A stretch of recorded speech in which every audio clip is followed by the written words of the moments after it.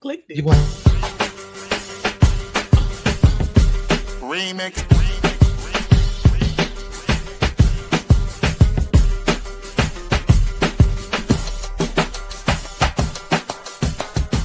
Remix. Remix. Remix.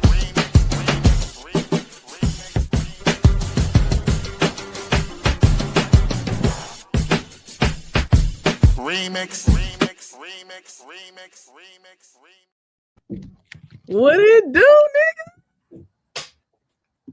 What's happening? Man, now shit, what's going on with you guys? Man, I don't know. Long days, long nights. Doing And- what? You in the studio making a rap Like, album? yeah, man. You know, I've been putting my some bars together and shit. You're so You know, stupid. and I was trying to be, like the Port of Miami, Rick Ross. Huh. But No, you don't want to do that. You don't want to be a Serious? corrections officer, brother. No, That's- officer. you're right. What's up, though? How How are you? you doing, Josh? I'm doing well. I'll never forget that the city of Miami and Israeli General Counsel made it very clear. Oh, and Congresswoman Frederica Wilson, that is not Rick Ross, that is Officer William Leonard Roberts II. I just want y'all to know that. She called him by that name. Wow. Patricia said this is his real government name. At an award ceremony. Oh no, it was to let y'all know that if the call came, he would be He would take it. right here for law enforcement. That's what she said. Yeah, man. Yeah, very interesting. 5,000 role models. Ask Ricky about it. I'll let you know. Anyway, peace and good morning, y'all. Other than that, I'm doing fine. I'm good. Man, listen. You know what so interesting. There's a community person who kind of do some work with young people. We're doing some work with young people too in this space. And they were telling me the other day how like they went to school with Rick Ross or something like that. And because he's here now, they be like he be doing things with the kids, right? Now, interestingly, like there be like police in the space. And one of the kids, I can't remember his name, and I ain't gonna say his name if I did. But she be like, "Oh, he's a live one. Like he be in trouble. He be just doing his thing or whatever, right?" And but she said for some reason he don't like the police. He call them the ops. He like little, so he be like they the ops, and he's like, and he was like one day Miss So and So like I don't mess with them because they shot that man.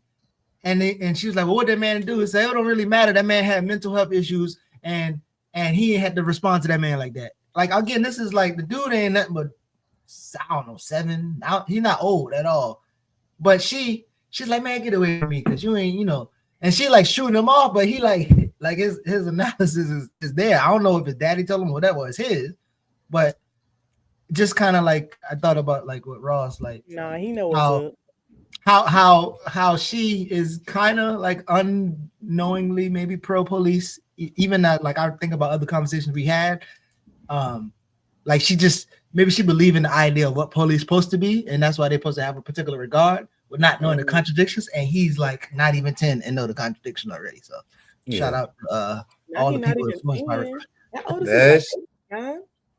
That dude little, bro. I don't know. I gotta probably get his age because he kids know.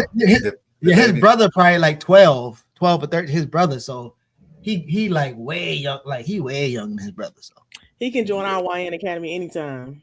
I would love to open that with you, Amber. No, we have a YN Academy.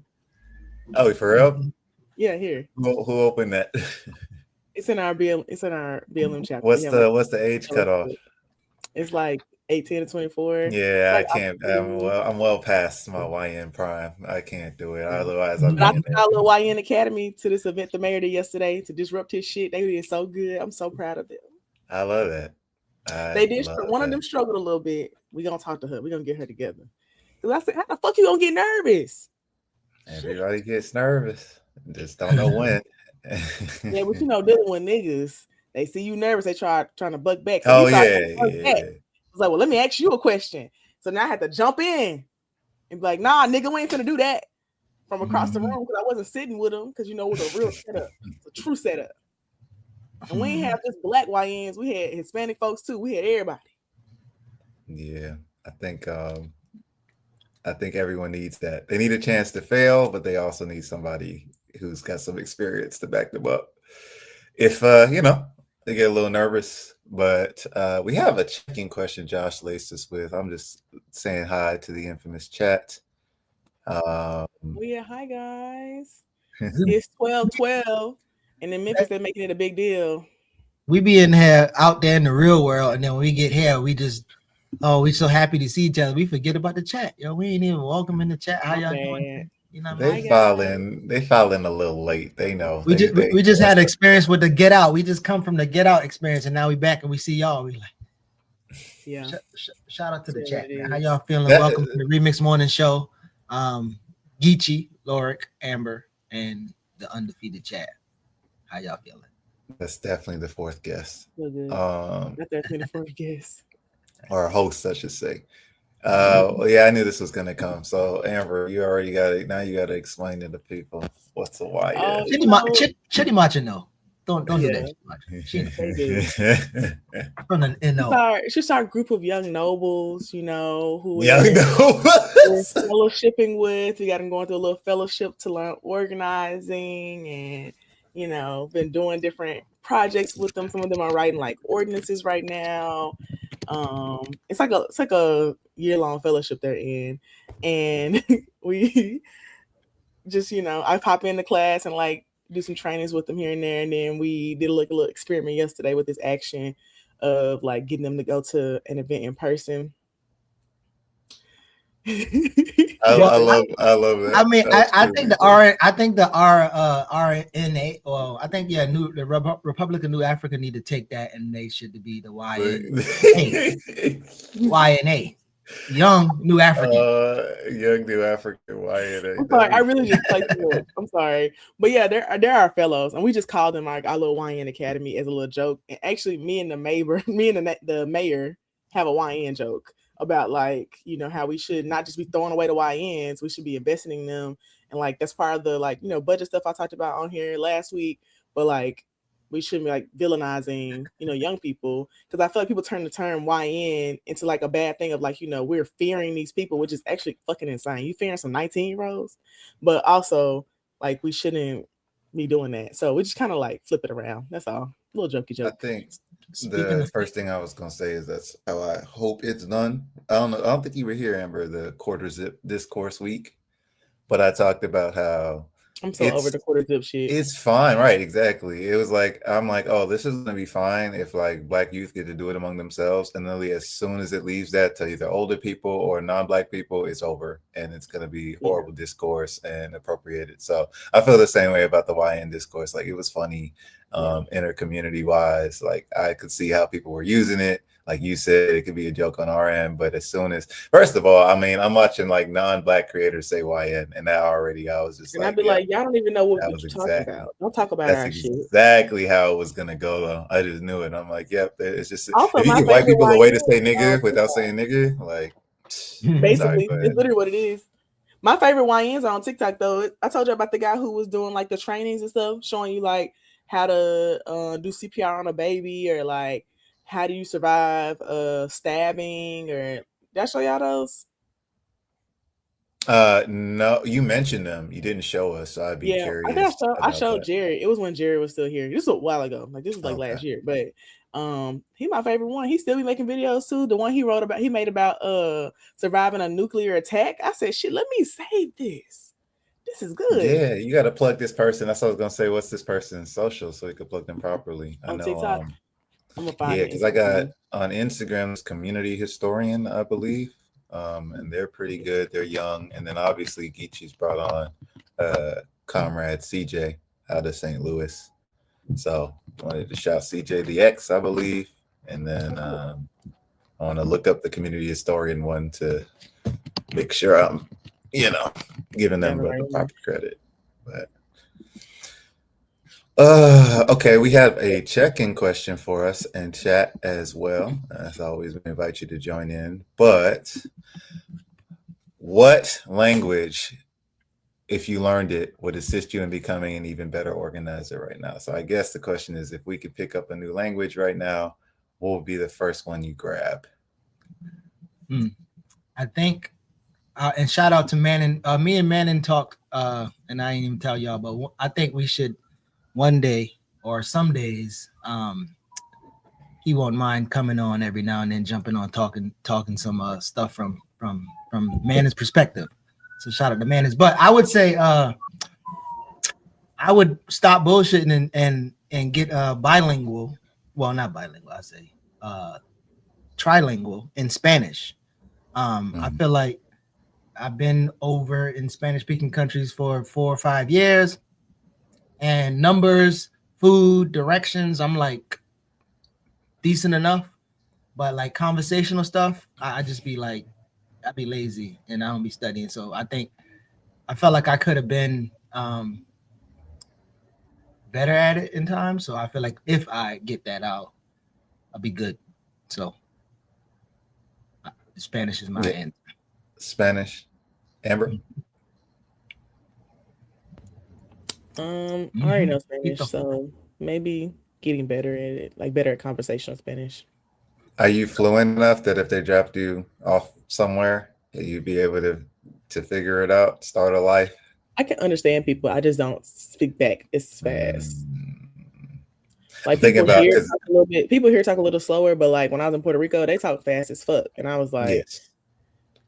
And I need the Latin American diaspora to do their rankings, because I wouldn't even put Puerto Ricans on the fastest end. They might be purely the middle, or even somebody even say they're on the slow end, which is crazy. Cubans down here, Dominicans. When I was in New York, there was no way. My Spanish was not getting me through. In the grocery store, even I was like, nah. What about you, Lord? Well, we should be learning the top 10 African languages. That's an interesting point, right? That's why this question was asked. And I also think that's why. Wait, what? I mean, I think that's if you're going to Africa. I was going to say, so I think it depends on you. Wait, that's not a top 10 African languages, right? Because why would French? So that was my first. So I raised this comment for a few reasons. Since we're Black, we should be learning the top 10 African languages: Swahili, Arabic, French, Hausa, English, Aramaic, Yoruba, Igbo, Fulani, and Oromo. I think that's the top 10 languages spoken in Africa, because as we know, French and English certainly aren't African languages. So that would be. I do hear that. And yeah, I think it just depends on the context in which you're organizing. I know George Jackson said he was learning Arabic, I think Spanish and Chinese. For me, in Miami, there's no question. It's Spanish. It's Spanish. And so I brought this up because I think African language is also interesting. But Creole, Haitian Creole, would be one that I immediately actually understand a lot of Creole. Because, Creole is like Pidgin. Creole and Pidgin are pretty similar. Well, and it's just like broken. Creole. Huh? Maybe I'm wrong, but I thought basically what they call what we do to the language Creole. So for instance, like English Creole would be Gullah or Patois or So because one of my friends is Haitian, and I mean I usually understand her when she's talking to her parents. It's actually not that hard. But you speak French? Huh? You speak French or no? When she's speaking Creole. How do you understand it if you don't? What's your like base on the words just sound? I mean, I don't know if it's just me or what, but like to me, when you listen to someone say it a lot, the words sound very similar than like English words. They just change them a little bit, just like Pidgin. Like Pidgin is just like broken English. I don't know. I grew up here in Haitian Creole, so I kind of actually understood it verbally until I was like 4 or 5. Yeah, I've never read anything. I've heard people speaking it and like understood. I also think that like naturally, if I'm watching someone speak it, I'm using like their body language and stuff too to understand what they're saying. But Pidgin especially was very easy for me because I used to be a nanny for a Cameroonian family that had 5 kids and they spoke Pidgin. And I didn't even realize they were speaking Pidgin at first immediately because it literally just sounded like broken English. And then Like, it just sound like English, and then some of the words would change at the end. Like the beginning would be English, and then you change a little bit towards the end, and then that's how Creole started sounding to me. You know what? You know what's interesting? I think I just did some colonizing shit based off of how I said it, because I think that was a misconception. And my homeboy's son Michaud actually talks about that often, where he teaches Gullah in Harvard. But so, for instance, just like language, like concepts don't have many. Like we've been having the conversation, like what would manhood mean, and basically, like you would be trying to explain how this person who shows up this particular way should show up in community, that the community decides that keeps it going. And so it's kind of the same thing with language. Like if you're speaking to communicate with yourself and you're picking up on other grunts that other people have, it should still be called a language as opposed to a Creole version of something. So a Creole version of something sounds like black capitalism. I mean, or black capitalism or Black Wall Street. And really, like the centering of it is still something white, and now it's like the black version of something white. So, right, yeah, I stand corrected. Creole. Yeah, I think this comment by Stono summarized the two Creole speakers don't use broken to describe the ways we speak. So, yeah, I would describe it that way too. I would say a lot of people who speak French, like the structure and a lot of the vocab is similar in Creole, but it's more intuitive, I would say, more straightforward. And then, yes, there are a lot of African elements infused into the language itself. So, yeah, I just think Creole is probably the best way to put it. But it's interesting, like, is it an African language? Definitely, right? But it is very French rooted, so much so that if you learn French. Right. So that's why I asked this question the other day, because I'm like, is it an African language? It was definitely a new African language. But on its own, I think it's got so much similarities and parentage in French that, yeah, you just have to call it a new African creation or a Creole. Like, I didn't know that people called it Creole English, because like when I've seen people like list languages, it just says Creole. So I didn't know that like there's different versions. Well, yeah, I guess what that Creole language was influenced by is what people are probably saying. Like, so if they have contact with these people, then that Creole would have some traces of that. And maybe it's because of what they had to do tactically or politically to like navigate the space. But yeah, I do think that's quite funny. And then I wonder if there's the argument that all languages come out of Africa, because even before those people went over there, they came out of Africa. Like, so I wonder. Well, yeah, that, and I do not buy that argument at all. But I do think that like some languages, like Arabic, I think got raised again as an interesting one, because North Africa, Southeast Europe, West Asia all contributed to its development. But yeah, I'm not a linguist, so I would be curious. Somebody asked where the list comes from. But top 10 languages spoken, that looks accurate though. I mean, off top, that looks accurate. I don't know if it's in order or what, but when the comment race speaks I'm not about trying to learn Arabic. I'm not going organizing in Africa, he lists those languages. I'm pretty sure. So I think those are maybe the top 10 spoken, but we can't leave out Spanish, no question. And for my immediate organizing context, plus how much I've actually studied it and spoken over the years, it's embarrassing that I don't. So that's my next journey. I will definitely be learning Spanish. Haitian Creole is gonna be, I might have to be a lot more intentional. Yeah, but you in Miami, so like that makes sense. I get more exact. I mean, it's true, and then I get the whole Latin America opened up. If I get Creole and Spanish, I can, So y'all tell me this real quick. So I've been back in my Amos Wilson bag, and every time I get in the bag with listening and reading, there's a couple things that always open up. So Amos Wilson always talk about domination, hegemony, and how the people who are in control, they also control the domains of discourse. And so sometimes I'm always thinking about like, what if a white think tank even really came up with the concept of YN, and then it was like infused in people's thoughts, and the people start saying things and whatever. And then, so the main question is, do you think whenever you talk about these people being in control of the domains of discourse, do you think somebody thought about like years later, these niggas gonna be arguing about language and or is it just kind of like a happenstance to the other intentions of just domination? Like they're not like extremely scientific and perfectly designing it, or this is like the results of all the other shit that's happening. Does that make sense? Yeah, I mean, I feel like all of this is from the government, but I will say YN is some shit we've been saying in Memphis actually for a long time. Like I was saying that shit in high school. Like there was a term we've been using here, but I definitely feel like the government was like, let's say it. Let's have everybody say that shit. Let's put it all over social media. But before the government, I'm saying like there's always like an elite who utilize the government to do things. So I'm like even before then, like because what Amos argues, like a lot of these things are happening in white think tanks, and those think tanks just like suggested to the government, but it kind of also suggested, well, here's $10. Now say this. So yeah. I think. Well, I don't even think it's that much of like here's $10. It's like we'll just platform you, say this shit. Yeah. They don't even be giving the money for real. Yeah. Niggas sell out for This free all the comment time.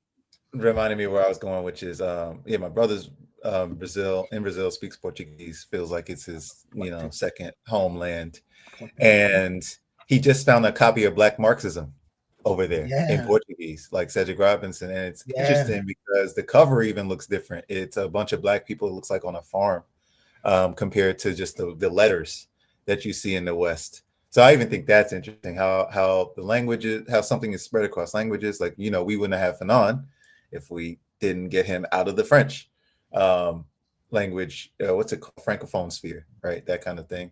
So I just think about that, like different places have to break that barrier. And if they have certain resources, they can. But I've also been thinking one white boy we got to have on the platform eventually, Gabriel Rockhill, doing some great work. And he's not the first to say this, but recently he's been talking about they don't have to build the strings anymore, right? Because if it's a puppet, you can see the strings. They just buy the puppet factory. So I think about that as what you're describing, Geechee, and we talk about that with like a Killer Mike and with a lot of these Black celebs. Like you just gotta own the thing that creates them. Like I just said with Rick Ross at the beginning, at 5,000 Role Models, own the pipeline itself, and at every single stage there's counterinsurgency, whether the people know it or don't. So I feel like that was probably how it is. I do not give them all the credit. They barely understand our language. So I don't think they could create this stuff. I don't think they're that creative or tapped in. But once it's there, yeah, you're right. They can promote certain videos. They can, like I already said, as soon as it leaves our community, it's out of our control. So yeah. I think, but even though when I say they, I'm talking about the elite of they, because like most of them are just operating on the same thing that the elite. So for instance, what I first thought about is like the same way they're trying to. So I remember like there's this on stage with John Hope Bryant and some other white folks, and they was like how AI don't know how to respond to Black folks, so they hire a Black person to code AI to kind of interact with Black folks. And so just how they program an AI to, produce the programming of us already kind of like that's already took in large amount of time. And even how people have come and maybe still trying to come to the realization that the Willie Lynch letters is not actually real, but there was a book on how to manage your enslaved folks that it kind of like built off. And so that book is there, and somebody did write that book. Somebody did, and there's always people who kind of study these particular things and use people as lab rats to do it. So I wouldn't say they as an all, but they do have like people in them spaces that like kind of shift, like you should be thinking about this.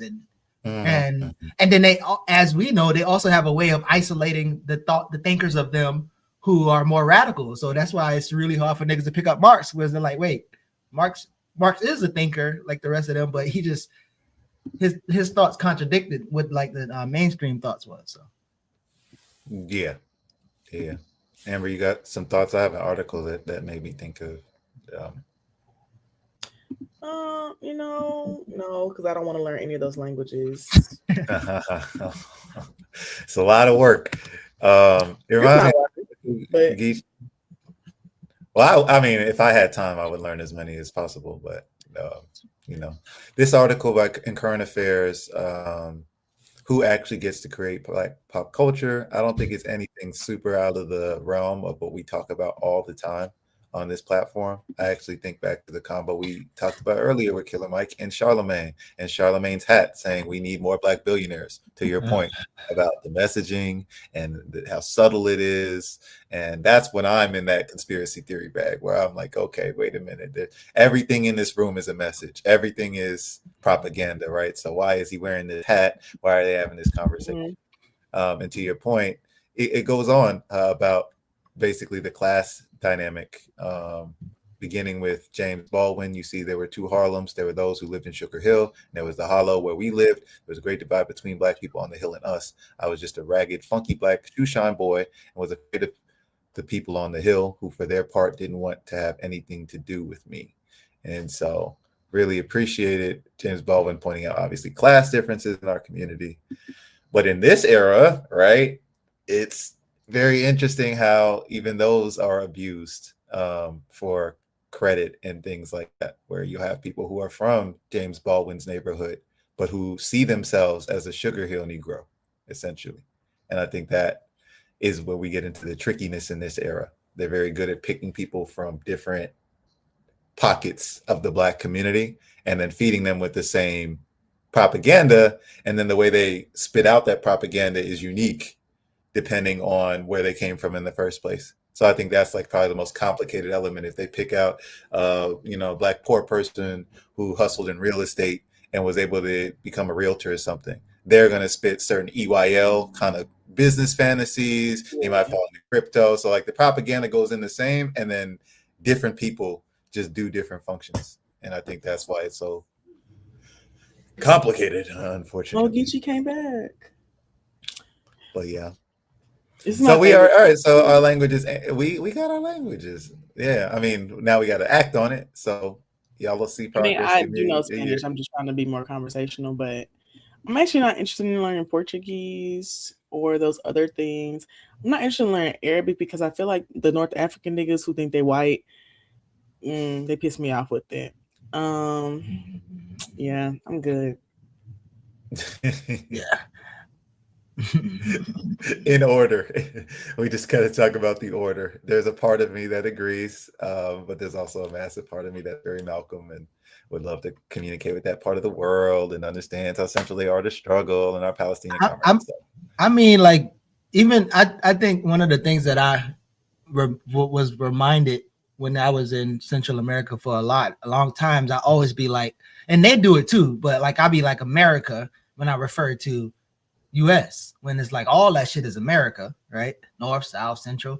And the reality is a lot of them, the struggles are kind of varying differences. I remember like having a conversation with Jared Ball and then like Avi Chomsky, who's kind of like uncovering work in Central and South America that like speaks to Jared's work around how like in Central and South America, their workers are producing shit that's being like exported somewhere else, and their governments and propaganda media don't have to tell them niggas about their buying power because them niggas know they all got no money. Here, we ain't got no money, but we convinced we got buying power.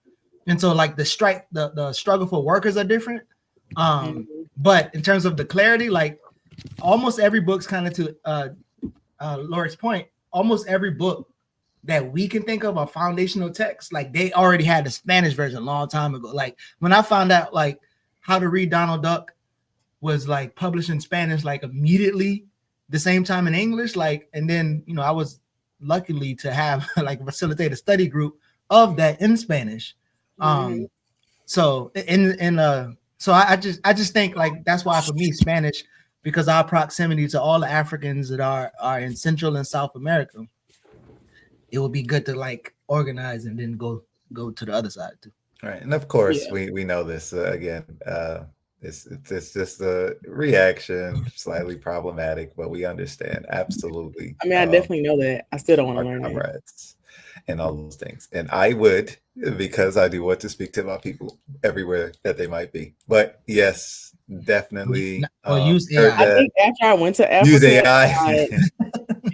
Using AI, we were talking about this when we tried to watch the Burkina Faso Family Code video, and y'all were like, these French captions They This was looks like mad at us. I said, AI. shit, do you want to know what he's saying or not? Hell. I was like, I mean, I don't speak French. So we're back to it. Yes, absolutely. So if I saw a video in Arabic or French, I would definitely want to understand without the chat. Shout out, Brother Siraj. A colonial informant was a local person, often indigenous or from colonized region, who provided crucial information, guidance, and access to European colonizers, scientists, or administrators. Absolutely. We should put that in there.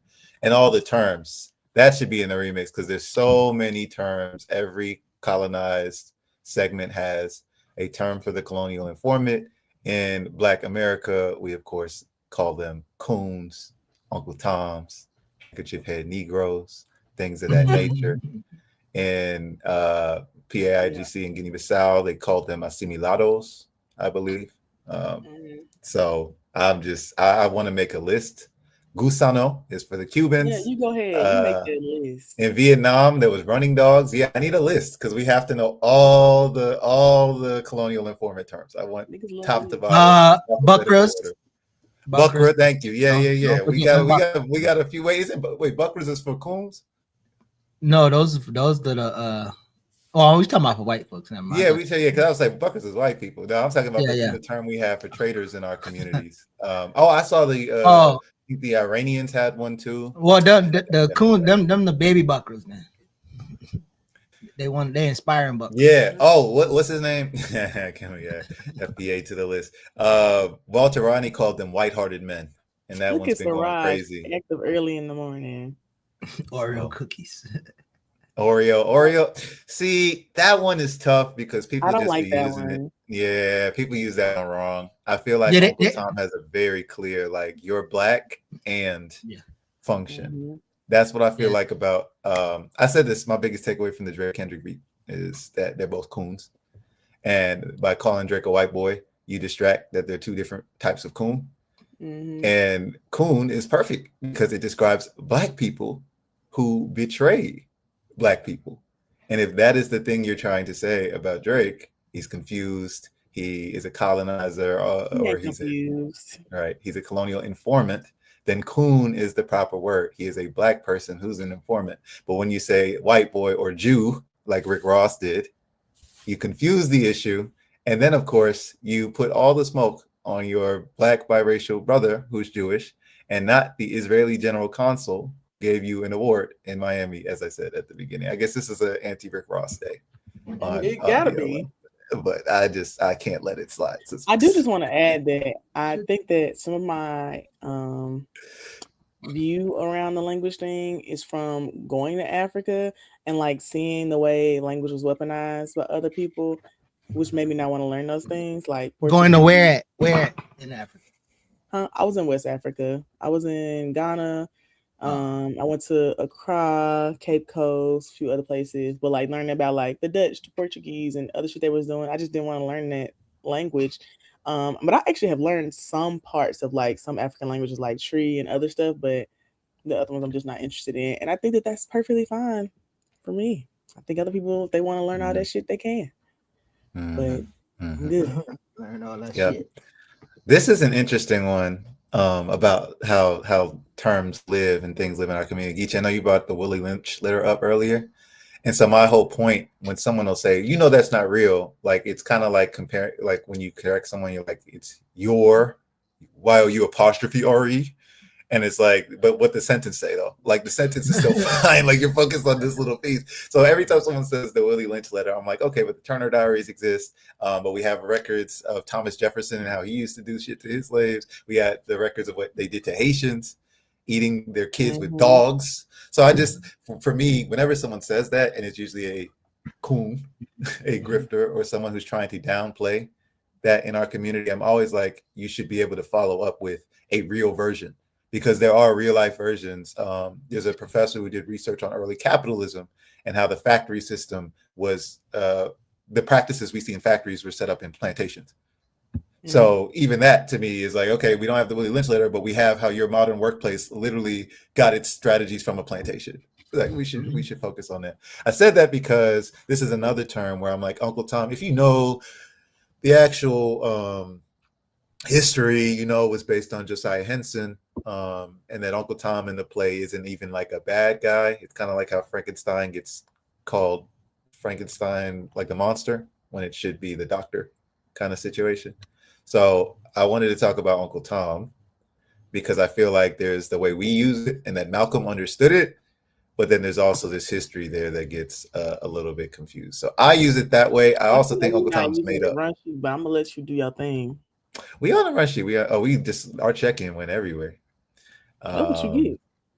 It's true. I know. I feel I like do just want to say this is my favorite time of year. You know, we getting towards the end of the year.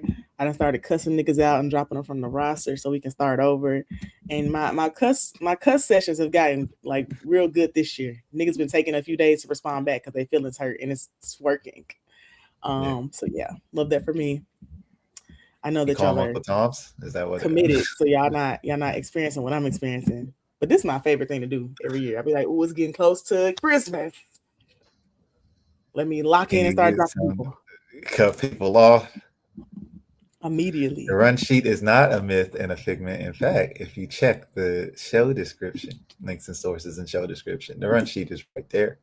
Let me run sheet real quick. So this is the book I was talking about. They actually used to have workshops. They used to have workshops on this person used to go around with workshops. It's because advice among masters, the ideal, and slave management in the Old South. Oh shit! So that's what largely the Willie James Willie, what do you call a guy named Willie Lynch letters? Yeah, but that person, you know, used to do little workshops and go around and teaching the elite white how to better manage employee management. You know the same trainers that go around and talk about do with your employees and HR, and that was he's the father of HR, I guess. That's crazy stuff. And it's we flowing hammer, but it's all related. Like Geechee's point about I'm just fucking with you. I know we are the manipulation of it all and how this stuff spreads. Like again, owning the Puppet Factory. I don't know if they knew this or didn't. I feel like if you have a multi-million-dollar Hollywood production, you should actually do research. But hey, you don't really do it. But in Great Debaters, a movie I recommend because everyone says I hate everything. Excellent I love movie. Great Debaters. Excellent movie. But Will Smith, damn. No. Denzel Washington has a very, impassioned Denzel type rant about the Willie Lynch letter. And he says, you take the strongest nigger males and you break them. And then this was Willie Lynch. And so he tells it really convincingly. That kind of thing can be clipped on YouTube and social media and it goes everywhere. And then another generation of youth, of course, keep the Willie Lynch fantasy alive. So of course. Get a little. I'm quoting the speech. I'm quoting Denzel in the speech. I want to play it. He is quoting the speech. Yeah. You got to watch the movie. Lots of amazing speeches in there, but Willie Lynch did not say any of that shit because he wasn't real. I do want to highlight a little something. I know like some folks are following like local government budgets and shit like that. And my friend Tyson has been working on a guarantee-based income campaign in Chicago, in Cook County. And like 4 years ago, they approved this pilot program. And he led this campaign there to push them to like fund it permanently. And they voted to fund it yesterday for $7.5 million, a guarantee-based income program in Chicago. And they'll get people who are in the income bracket will get $500 every month for like a permanent basis right now. And I just think that's really fucking cool because the like impact report they had for folks who have been getting the guarantee-based income was really, really good and really showed the impact of like making sure folks needs are met. So I want to shout out my nigga Tyson because he's been working hard on that campaign and it was a really, really big deal because $7.5 million is a lot of money. And shout out. I ain't trying to get it to people real easily. Yeah, and my mistake if I missed, where's that money coming from? Where was it fundraised? From Cook County, like the government. Cook County. The government themselves are just wow. The Cook County commissioners voted on it. So like it comes from their budget. For the county. Yeah, nice. And a lot of times, isn't it in like a particular? Because I know Atlanta was kind of like experiment with it, but I don't think it's a whole Atlanta. And then there's a certain, obviously layers of how you know about it and then apply for it. But yeah. For the pilot, it was like this. So like the pilot, I think what you're talking about is what Atlanta did was a pilot in a certain neighborhood, and they did a pilot in Cook County too, but this permanent program is for the entire county. So it's not Okay. just for a specific area. And exactly, like somebody said in the chat, socialism works. It does work. And Yes. so now they're going to try to expand it into Jackson, Mississippi. I'm excited about that. I said put Memphis on the list. Actually, our mayor has talked about a guaranteed based income and has asked me to like walk through what that will look like because one of our state senators heard him talk about it and tried to pass a bill to prohibit cash payments of a guaranteed based income. And I said he's so fucking stupid because we could just put it on a direct deposit or whatever. So I told him put us on the list because I'm trying to do that, John. Yeah. Question from the chat for you, Amber, or I guess just for verification, the money came from revenue made on marijuana sales? I don't know. So I can ask him. I was watching the meeting yesterday and then I don't know if y'all follow Raven Reveals. She's like this Jewish girl who makes content about like anti-Semitism, but also policy and stuff too. And she and I have like been at some different like organizing events together for like unions and stuff because she does a lot of stuff around unions like SEIU and stuff like that. And so that's how I know her. And she posted a video about it and gave like some of the details about the income bracket you have to be in and stuff like that. But she didn't say where the money came from. And when I was watching the vote, they didn't say it either. So I probably have to read the actual like ordinance that they passed. But I was very excited for him. He's been working on this for a year. And he's in this fellowship that I was doing, the Movement Leader Fellowship that I told y'all about. He's in the fellowship with me. That's how I met Tyson. But Tyson's also the co-founder of Black with No Chaser, which is a really cool media platform. And yeah, so he's been working on this for a while. And during like the middle of our fellowship, they sent like 500 people to Chicago and canvassed, like did like a canvas blitz to let folks know about the guaranteed based income and push them on it. And they got a lot of like community members involved who advocated for it. That really helped them to get over the hump of like getting the votes. Shout out to the policy organizers and the people who do PE using policies to radicalize people.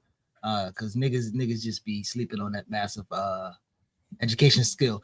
Real quickly, this made me think of this thing that so I used to, speaking of Amos, reading Amos's work, he has on Blueprint for Black Power a list of all, because again, white people build wealth through violence, public policy. How do I do it? Like this? Boom. Or no? It's still hard. Nah, there we go. Yeah. Now you got it. So they build wealth off of violence, public policy, and then fraud. They can legalize fraud and then call it an industry. But this kind of starts from the 1500s. They took people land. Now how do I go down? Oh, then 1500.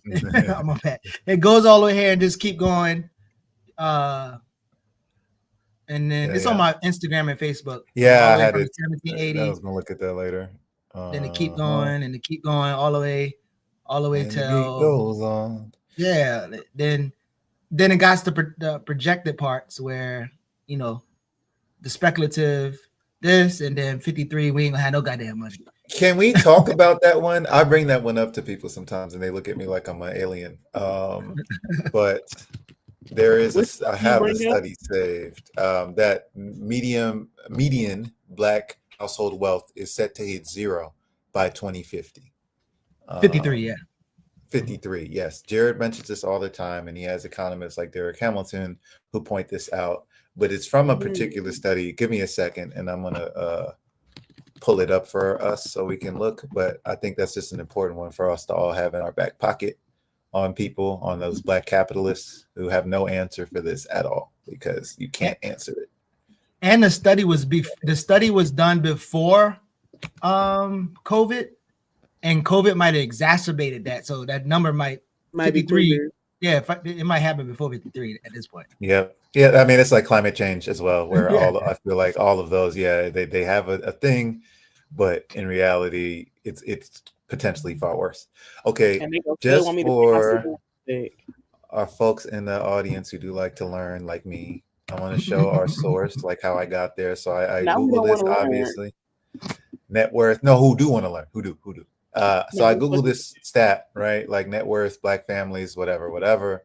And then you get an AI summary, which we've talked about on this platform. Do not trust that, right? Obviously, it might be kind of okay, but then you want to actually find the study. So they tell you the study it was called.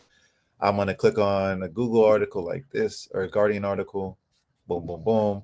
And then immediately, you can read this article for the summary. We do that a lot, but I'm going to look for where it says the study. And then every article should link the study. For younger organizers out there, that's how you want to do the research, to actually find the thing you're talking about, not rely on the AI overview.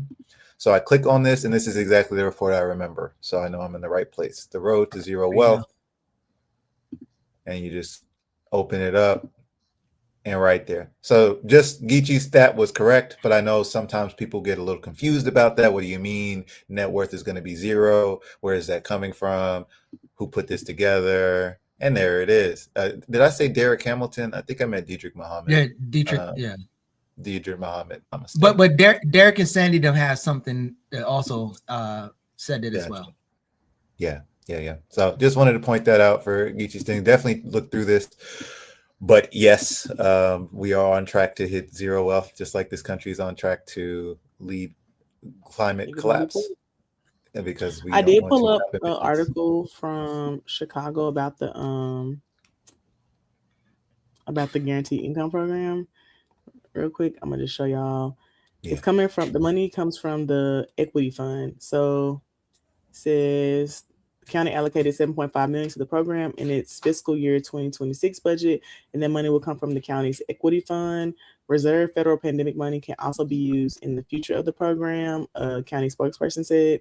And that reserve money is like the interest they got from the money. So like a lot of people who might not know this, like when we were getting those American Rescue Plan dollars, they put them in equity funds in governments, like local governments, and you get interest off of that. So like all those governments have interest funds from that money that they can use unrestricted, but a lot of them don't talk about it, so nobody knows. And their equity fund for Cook County is a normal equity fund that they have for their government, period. So I don't know if it's coming directly from the marijuana sales, but I know probably part of it is. But it's like their equity fund of like their whole entire budget. So any kind of equity they're getting off of like property sales, stuff like that, are from that account. I hope they answered the person's question who's asking it. Thank you for that. What was the other one? There was, oh, this is an important, I like this comment. As an educator, so this analysis, the net worth zero means nothing to Black capitalists. They are flat earthers of political economy. Yeah, absolutely. They do not like evidence. No matter what evidence you show, it comes back to this cult. But what I would say though is I don't think the average person has the evidence to disprove flat Earth, and that's something that takes a lot of humility to know in our society. But like if a kid were to ask you, okay, the Earth is round, prove it, right? I had the same thing when I first started teaching, and a kid asked me, why is the sky blue? And I'm like, I mean, I could just lie like a lot of adults do or be lazy, but let's go to Wikipedia. Oh, Rayleigh scattering. How do I explain Rayleigh scattering to a 6-year-old?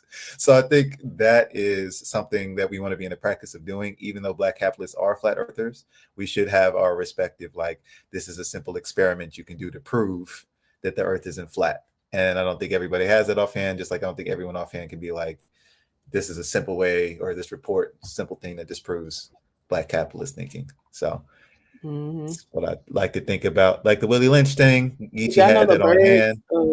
The birds aren't real thing started in Memphis.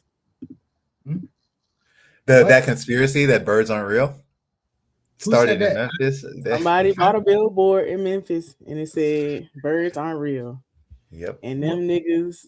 I ain't never heard of that in my life. Let me find this. Yes, I gotta keep tabs on all the. I think the birds are real. My God, wait on my windows all the time. Wait, are they saying the concept of birds aren't real, but the specific types of birds? Like what? I don't even get that. No, I don't know. Birds aren't real. They ain't never seen no baby birds. They ain't never seen no baby pigeons. But that's what that. Speaking of our methodology, here we are. Okay, so we all Wikipedia because I remember this. I know Amber's not like I'm with Zinzi. I'm with Zinzi, dog. I'm sorry. I should have told y'all. But that billboard did start in Memphis, and that should also let you know that Memphis is not a real place. When I talk about Memphis, birds aren't real. Place, like who got money to just put a billboard up like this and then even white people. White people. Yeah, I was gonna say Peter Mickendoe. Let's see. Birds on Rails is a satirical conspiracy theory that says birds are drones. And again, the thing we talk about with conspiracy theories is in our community we have a bunch of Oh, evidence okay, and okay, things. okay. They say they never Uh, seen a bird. There's but a baby. They never Well, seen. no, well, you didn't finish it because when you said birds yeah, aren't real, I'm like, what the fuck are they talking about? But then saying all of it is drones. Yeah, right. okay, now. Yes. Yeah, like I was Which in the birds aren't real movement thing. You got Yeah, but never heard of that? I never heard of this shit. Like, right, but this here's the thing about the conspiracy. My only thing with conspiracy theories like flat earth is I'm just like, you guys have no power analysis. Like, who benefits? Like, is it big map? Like, who benefits from the flat earth conspiracy theory textbook publishers? Like, I don't understand sometimes the logic, like the This is Mercator why it's projection, dangerous to let niggas have money because white people be having Africa being money and just be doing small, like anything. maybe. But with like the birds aren't real, like okay, so the it makes bird, you think yeah. That's birds why are it's drones. dangerous because when people have, I had this theory that when white people have an abundance of money, they don't know what to do with. They just be doing shit like buying billboards that say birds aren't real and starting conspiracy theories because Well, they don't have technically, they don't know what to do. if you really think about it, the birds was programmed as AI, and the AI start to reproduce itself. And when it reproduces itself, the AI lays an egg that break another AI, and then that egg break out, and then that bird AI go to get some worms, which kind of ain't real either. And they get the worms, and they fly the worms back up to feed the baby AI. And then you see what I'm saying? Like it's all an illusion, bro. Shit. I mean, what's It's all funny a to me thing. though, because I'm trying to like my point I'm trying to make with this without the power analysis is this also just hides actual programming and conspiracy by the US government. So like how many birds are in your house versus your phones and smart TVs? Like let's think about it. So if we're talking about the thing that everybody has, it's everywhere and sees everything, that is a surveillance device, it's your phone. But silly shit like this makes you think it's birds, and there are people who do believe this. And then as you're saying, Amber, irresponsible white people put it here. This whole background So is funny to me. irresponsible. They're With irresponsible. He with says, nothing to I do. made a satirical movement a few months ago, and people on Instagram seem to like it a lot. So that irresponsibility, like, oh, I have no idea why misinformation would spread online. Like, come on, bro. Yes. And then then it goes on. Class dispute says that he actually took that from a staffer. Funny. So he didn't even make the viral campaign. So some staffer out there is trying to get a marketing That's job. what I be saying about white folks. What happened to having normal white hobbies like doing drugs, going to raves, you know, cheating on your wife with somebody with their sister, like normal white people shit that they used to do. Killing your Go whole back family. to doing that. But you know what though? Y'all, I know y'all talked about YNs earlier, but I know both of y'all are in organizing spaces, but I know y'all be into some regular hood nigga spaces who, but y'all ever be in the spaces where one of your peoples be talking about all these conspiracies and you be like, nigga, wait till you know that you even learn that there's conspiracies and there's conspiracy theories. And when I start telling your ass about the actual conspiracies that are proven, your ass, it's over for you. Because if you're really thinking this spy balloon and birds and AI birds and shit, my nigga, when we really get into some shit. But no, that each of my really got experience. a bird. Hold on. John said white people keep their birds in cages. I take Sunshine outside. She can fly. I know that's right. You better take the bird outside. Go ahead, Lori. What you saying? No, I mean, oh, you already know the bird he has? Has John mentioned that before? Chat. I've been reading. Oh, that's why he said that there's no way that birds aren't real. He raised his macaw from a baby. Yes, and they do shit everywhere. Although that article says their shit is a way that they put nanobot surveillance in your shit. I don't know, man. Again, the conspiracies don't make sense. On my windshield and I'm wiping it away. Where is it going? And now it's exactly. It's the nanobots in your windshield wipers forever, and they can spy on you. I mean, usually my whole thing is they don't like the power analysis. Usually, has been my experience with conspiracy theorists is that to do what you said, it takes a more nuanced take. Like they own the puppet factory, but no, it's not the Jews or the lizard people or the Illuminati who own the puppet factory. Let's analyze who this person is. And the big thing I'll usually say to my people is I actually went to school with these people. So you can't tell me that it's some sort of conspiracy theory and all of that. I done seen people spend $5,000 on a bed for their cat. Bro. So when I'm telling you, like there's a level, I'm talking to my family who's not been around like this level of degeneracy and wealth. It's always like, okay, well, this always just conveniently works for the easiest conspiracy theory for you. The man in a dress, it's always the transphobic ones appear too. Like I rarely find somebody who's just like focused on power and the federal government. It's always like, and also they're putting men in dresses. Like it's always some other punching down. It's never like laser focused on the powers that be. So yeah, I was luckily during that weather balloon incidents. I was luckily not in the country, but some of my homeboys are like, yeah, man, the Chinese. I was like, man, like, and then they go into the chicken wing spot on the corner. I was like, if they wanted to really spy on you, my nigga, they already been spying. You already are spying. And like, who you want spying? Let's not even. You want a 4-piece? You want a 4-piece chicken wing or not? What'd you say? I was sorry. Go ahead, bro. No, I was saying that's just my theory around white people and consumption. I just feel like I think, especially now that I'm older and I really pay a lot more attention to like how much people consume things. Like they just be buying shit. And I just be like, why do you need those things? And this is why we don't need niggas having all this wealth. When you a billionaire and a millionaire, you're just wasting money on random shit because you don't know what to spend it on. Give that shit to poor people. But anyways, I notice how much they just buy random stuff or fall for conspiracy theories because they're stupid. But also they're just, they're just consuming things. And it's honestly really unhealthy, but also ridiculous. Like, why do you need these things? Why are you buying a $25 Airwan smoothie? Like, what's the point? I heard it do taste good, but what's the point? Kev on stage did buy that joint. He said it tasted good, but he said I would never buy it again, but he did say it tastes good. Aha! Aha! But this is why I be saying niggas get money and don't know how to act. No, it ain't us. Don't blame it on us. Nah. Sorry. People who are not used to having money and get money. That's still blaming us. That's still blame. I ain't like that part. It's dangerous. I ain't like that part. I originally thought we were talking about billionaires because I was just gonna say nobody know how to use the money. The white people. But Amber's talking about like the degenerate wealthy people, right? That's what. Because I was just at Art Basel. And I keep I've been mentioning this the whole time. I'm gonna find the video.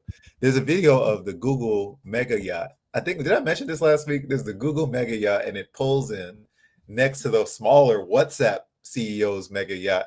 And then there's a helicopter that comes and lands on the WhatsApp CEO's mega yacht. And I'm just like, this is the kind of ridiculous bullshit billionaires do, to come into Miami where you're gonna get off that mega yacht and sit in traffic for an hour to go a mile to go buy art that's got nothing to do with the city or any of the things you think it does. It's a crazy thing. But the whole mega yacht thing, in Circle, we were talking about like how much wealth it takes to just maintain it, like how that becomes a thing. And I think about that in terms of business all the time, like lawnmowers, people who do car washing, right? Like they have to say, okay, there's this many houses on the block, there's this many lots I can work, boom, boom, boom. But with a yacht, that on its own is the job. So they pay people, somebody who knew the yacht, I think talked about, they pay people to scuba dive and go under the yachts and clean off barnacles and things like that. You have to pay a scuba team to be the janitor for your yacht. Mind you, nobody is seeing the bottom of that yacht. I just want to say that. No one sees the bottom of the yacht. And they pay staff to staff the yacht. So they're like, on any random Tuesday or Wednesday, I want to go buy my yacht and just, get on it and go around in a circle. The staff is already there and got food prepared for me. Like, they are just wasting money. Yeah. Throw that yacht in a circle. Throw that yacht in a circle. I'm sorry. Exactly I think about like what would repurposing that, like what would repurposing that even mean? Like what would that look like? Because I think of things like if we got the luxury housing, give it to unhoused people, like that's simple. But what does reparations look like for these like ridiculous mega yachts? And destroy them fucking yachts or sell them hoes and donate. Yeah, like I don't even see how they help. They're so unhealthy.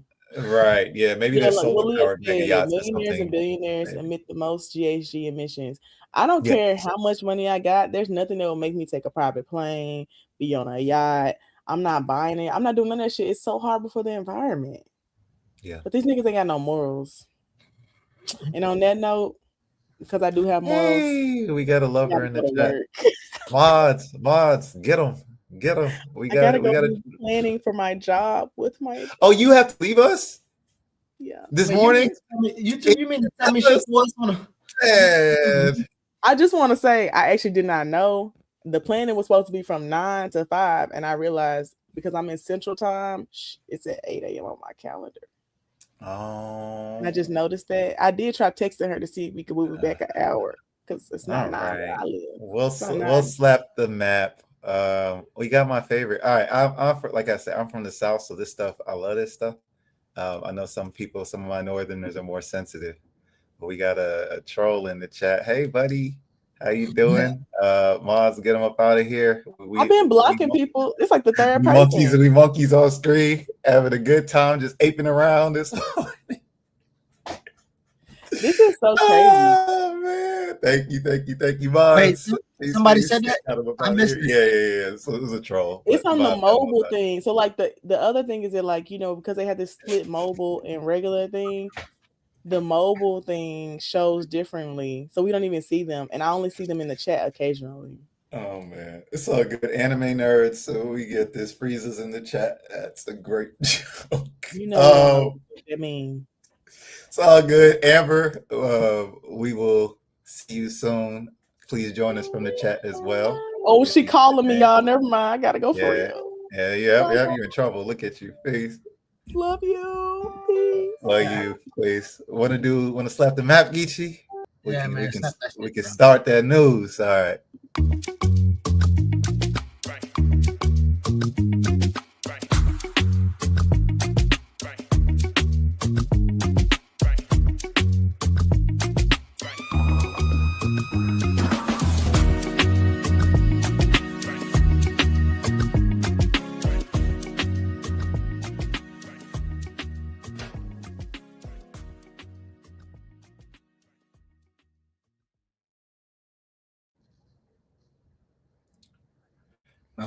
Peace. Morning. Welcome back. How you doing, Geechee? You ready for some news? Yeah, man, I'm ready to get into some stuff. I breezed through it, so some of the stuff gonna be new. I know y'all got some stuff popping on there in Miami too. So let's go. And first, we just got some house rules. I love Chitty Matcha. She can do no wrong, but listen. Yeah, I will kick you out too.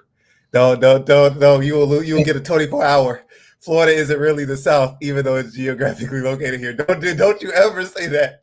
If you don't know Florida history, I'm actually stop. We're not doing this. See. This is what I mean. We will have a whole debate, and I don't need it this morning. Well, I think that's actually fair for the argument, not what she's saying, but the argument because you know how you always talk about we make sure we have shared language. Does the South mean geographical when people say the South? Is it like cultural? Culturally, we're the South too. That's what I'm saying. And then why is what constitute as Southern the South? Because like Bumpy Johnson was all up in New York, still doing some Southern shit, and that the way he moved became something Northern, and now they call his. So I'm trying to figure out like. Maybe that's we know how the diaspora work. Everyone came from Mississippi and went up to Chicago and Detroit. And so, yes, there's Southern practices everywhere. I just want to say that historically, Florida is also very much like the South. In fact, if you go back a century, you will see Florida is very much the South. Our migration wave happens in the mid-20th century and now in the 1970s, where most of the Miami population is Caribbean. But geographically, culturally, historically, we are the South. One Night in Miami, that movie they made, no question, it was shot in Overtown. That is Black Miami, the South. Love y'all. Maybe it is the North of South America, and that's why all the losers of South America come there. It's also that. I'm not saying that we don't have a lot of things, and sure, a lot of people would say that. A lot of people are wrong. The Florida is no question the South. I still have to talk to the RNA. I need to talk to Tandy. I don't know how I get my hearing, but that black belt map, the fact that it doesn't have Florida on it, I'm just every time I'm like, what are we doing? Well, we have Georgia, Mississippi, Alabama. Where's Florida? And if you're going to give Louisiana. Florida was too compromised, though. You can't organize Florida like that with all them people there, man. You getting street food. Listen, I'll let people argue about Miami because they don't know the history. I'll let people argue about South Florida. But if you go to Jacksonville, you cannot tell me Duval is not South. You cannot tell me that Gainesville, Tallahassee ain't the South. Even in terms of the geography, they look like Georgia. So Yeah, I'm that's just some Gullah. That's the Gullah corridor up there, North Florida to the one day east. we'll get the Avengers to assemble, and I'll have my whole PE on why Florida is no question the South. And when you get here, everybody who doesn't think Florida is the South, that's the first thing they come to Miami, Geechee. You already know. The first thing come to Miami, man, it's so racist here. What's going on? Why they talking to me like this? Why they kicking me out? Why is there a sun downtown? You Miami Beach, the South. You just Papi, talking. Juno belong here, Papi. Yeah, Juno bro. They trained them up. They already trained up the new age. belong here. Go somewhere else. So, okay. Well, I guess we could start with, since we just talked about a little bit of Miami politics again. This place that's not the South. It sure smell like the South, walk like the South, talk like the South. And then big things like this happen, which remind me it's the South. But and this isn't big in terms of something we care about progressively, but a Democrat did win mayor race in Miami City, not county, city of Miami. The county has a Democratic mayor right now, who's very anti-Venezuela and pro-Israel. But this person, Eileen Higgins, is a county commissioner, largely seen as progressive for Miami, I should say. And she just won the runoff for mayor-elect. I think last week I was talking about the Suarez family, that corrupt dynasty. They weren't able to win it this time. So Eileen is going to be taking over. It's very interesting because of what's going to be happening with the crackdown by ICE. The Haitian population, after the earthquake in 2010, was given temporary protective status, TPS, and that is being withdrawn by the Trump administration. So come January and February in Miami, it's open season for the Haitian people, even more than it already was.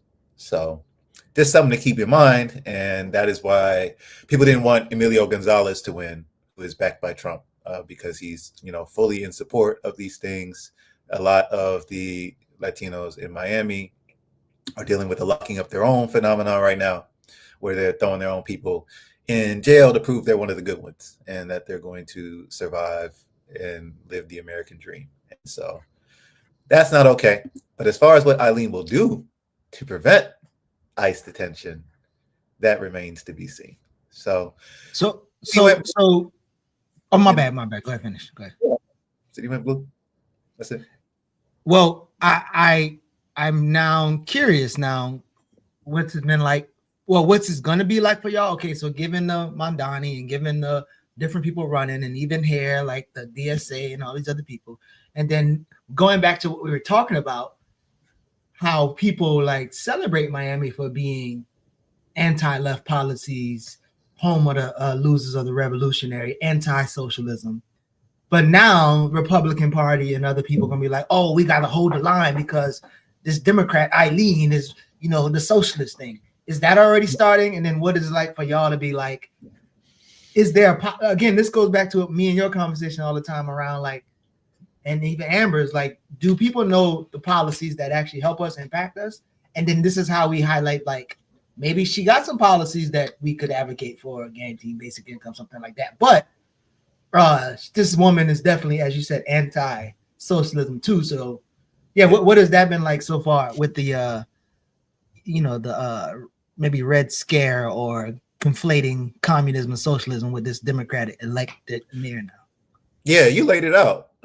Honestly, like that's pretty accurate, that people will red bait. I think the Democratic Party is going to try and spin it their way for their win. I think the Republican Party is going to try and spin it their way for their win. And comparing Eileen and Mamdani as a candidate is just bizarre, right? But that is what's going to be done. Even though they're very different, the landscapes are very different. I would say that the anti-communist baseline here is so high that, like, I don't think Eileen even entertains words like socialism. Like, it's just instantly Castro, Cuba, Venezuela dictatorship. So there's no thought. It's a thought terminating thing to say socialism down here. So again, to like lump her in with Mamdani, who's very clearly playing around with the socialist label to attract people, would be a mistake in my mind. But again, as you said, the Democrats are going to brand it their way, and then in Miami, if you do anything that's corrupt, you're a socialist. So everything, any sort of basic program, you care about the buses running on time, you're a socialist. You care about people not getting kicked out their house, you're a socialist. You care about the fact that they're bulldozing encampments and there's not enough spaces in the shelters, you're a socialist, right? So I think that's the main thing. As far as policies, we do have B&B Miami, at least some things that we want to ask for. I would say a big thing that everyone's focused on is land. Securing access to land in Miami, the city of Miami particularly, is a challenge. And obviously, real estate developers, capital is coming to take all of that land. So we have a lot of things with corrupt commissioners. Eileen was a commissioner before who was not corrupt, as far as I know. But there are others who just give away land, like land grabs and things like that. So if they know somebody who's opening up a charter school, they might play with their city commissioner capabilities to get that person in on the deal earlier. So I think one thing people are expecting for is her to do better around land, and then affordability. I think it's the same thing as Mamdani would say. I mean, Miami and New York are neck and neck for the most unaffordable cities. But I think what's interesting in Miami is that the pay is absolutely awful. I always remind people it is the South. So I know New York is bad, but in Miami, they do not pay people. So Eileen's affordability solution is going to look a lot different than what Mamdani can pull off. I'm sorry, you had something high up? Oh, no, yes. Yeah, this is her platform. Well, her thing is like, this is always this is a buzzword, affordable housing, and then invest in millions and strengthen hundreds of small businesses. But she can argue that she's doing public transportation, right? Maybe creating green space. These are all catchwords that everybody say until you have to look at the policies and talk to the people around it. But yeah, this is I would give and I'll just I can't vote in Miami because it's city of Miami again, not countywide, and I'm not a resident of the city of Miami. But I will say my vote for candidate was going to be Ken Russell. And he again is not a socialist by any means. I just think he has more of an activist perspective on things. And he's very big into environmental preservation, which if I'm thinking about Florida policies, FPNL is about to raise rates in Florida. I think it's one of the highest raises of utility rates in U.S. history. And they have a monopoly on power and light in Florida, right? So how do you fight that? You would definitely need a candidate who at the very least is going to fight them on corruption, but also is going to ask them these questions and not give them everything they want. That's going to take a coalition. That's going to take a lot of things. But I will say this was a video I appreciated back when Ken was running, because, they change their tone sometimes after they lose to endorse people. He didn't too much, but this is what he said originally, which was him versus Eileen on the differences between the two candidates. So I'll just highlight these real quick. Eileen. Built by the state and federal government on county property. County Commissioner Eileen Higgins did absolutely nothing. I went immediately and stood together with the Miccosukee tribe in protest against alligator Alcatraz for both environmental and humanitarian reasons. Eileen Higgins has accepted $20,000 from FPL. I've accepted zero. Eileen Higgins wants to build the country's largest garbage incinerator to burn your garbage, a $2 billion contract for FPL. I will not allow Miami's garbage to go to an incinerator as it produces massive amounts of CO2 for our climate. Eileen Higgins removed the environmental permitting ability from the environmental resources management in the county. I actually wrote all of the environmental protections that the city of Miami holds today. Eileen Higgins voted to demolish the Coconut Grove Playhouse, which is a pile of rubble but for the facade. I voted to protect the Playhouse, historically preserve it, and bring it back to life. Eileen Higgins voted to give a lease to the Miami Dolphin Company for the seaquarium, which has resulted in the death of hundreds of animals, including our Lolita Tokite. When Jungle Island came up for lease, I voted to make sure that they found a sanctuary for every large mammal, including all the orangutan families, which now live in sanctuaries instead of for public display. There are so many differences between us. I could go on and on and on. But so, you can clearly see this person's environmentalist focus. which I appreciate. But we did say the biggest problem is affordable housing right now, right? And that's what everyone's complaining about. And as far as the strategy for dealing with that, it's something that takes a big movement. And so at least him having an activist orientation, the alligator Alcatraz thing was the most selling point for me. Because as he pointed out, Eileen was a county commissioner when this happened. So there are ways to challenge the legality of it all, which I always come back to. Again, we know how our people are going to be in certain positions of power. Oh, I can't do this, or I have to play the game. But my biggest thing is like, okay, I'll play the game on your terms. When something illegal happens, you have to act about the illegal things. I don't care, I'm playing on your laws. Let's do it. So those are the things that stand out in my mind. But I definitely think there are some local concessions that we're going to be looking for from this person. And then obviously she's going to want us to show up for things. And if those things benefit us, we'll show up, no question. So better than Emilio Gonzalez, better than another Trump stooge when we already have a Republican state government at every level. They own the legislative, the executive with DeSantis, and then judges in these places are also going red. As small as this is, this made me think about, like, again, how intimately or the lack thereof, or how much clarity we have around like larger policies that maybe impact us, and then maybe even local to community. So on my street, there's a one-way on my street, and on the right-hand side where my house is at, we all park on that side of the street, right? Especially down here, because it makes sense the way the driveway, the parking lots, whatever. And one day there's this person, one of the neighbors, they had like this big ass thing in it, like some kind of carrier or wagon or whatever, that kind of took some of that little road out. And, people just had to navigate around it. And I don't know, I heard somebody might have called city or whatever. And then the other morning I wake up because my next door neighbor banging on my door, and like they're giving all of us tickets. And the police is like, or whoever the person is, they're like, y'all can't park on there. Y'all have to park on the other side. And we were like who made that decision? And he's like, I don't know. Like, y'all have to get, you have to talk to the P&A. And I'm on the P&A. So, and we've never had a conversation around whatever. And then who gets to decide? And then my next door neighbor said, why you just knock on the doors? He said, because it's dangerous. I said, what the fuck are you talking? I said, get the fuck out of here. Like, I told him, get the fuck out of here. Like, well, you can't tell me it's not dangerous. I've been the police for so many years. My nigga, you saying it's dangerous to knock on somebody's door and ask, like, what the fuck are you talking about? Are you police? Right. That's crazy. But then it's like the idea of this is a I guess public road. I don't know, but like niggas in the community don't get to be like, yo. And no, the police was a black dude. This is Atlanta, so you ain't gonna probably fake. But by the community member asking, I've been there for going on 2 years, and I parked on the same side of the whole time. But for the community, again, not to even know, or not even get to decide what side of the fucking road they want to park on. Something as little as that to all the way to all the big things, like of how we're just floating in this motherfucker, don't know what's going on, and don't know how decisions are made and why.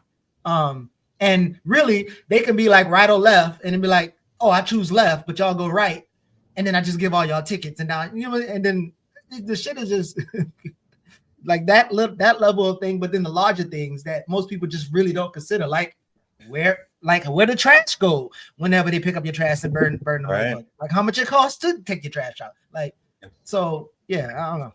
No, it's all the local issues that then pile up. Like, it wasn't this one thing he said. It was like over and over. I'm like, I see. This person clearly has an environmental focus on his end, and a preservation focus, which is important in Miami if you want that. Now, the question again is like, then people get into the how can you win and what are the numbers and all of those things. And I think that's its own bag. A lot of people are talking about the voter turnout in Miami being super low. Of course, that's the case in a lot of places.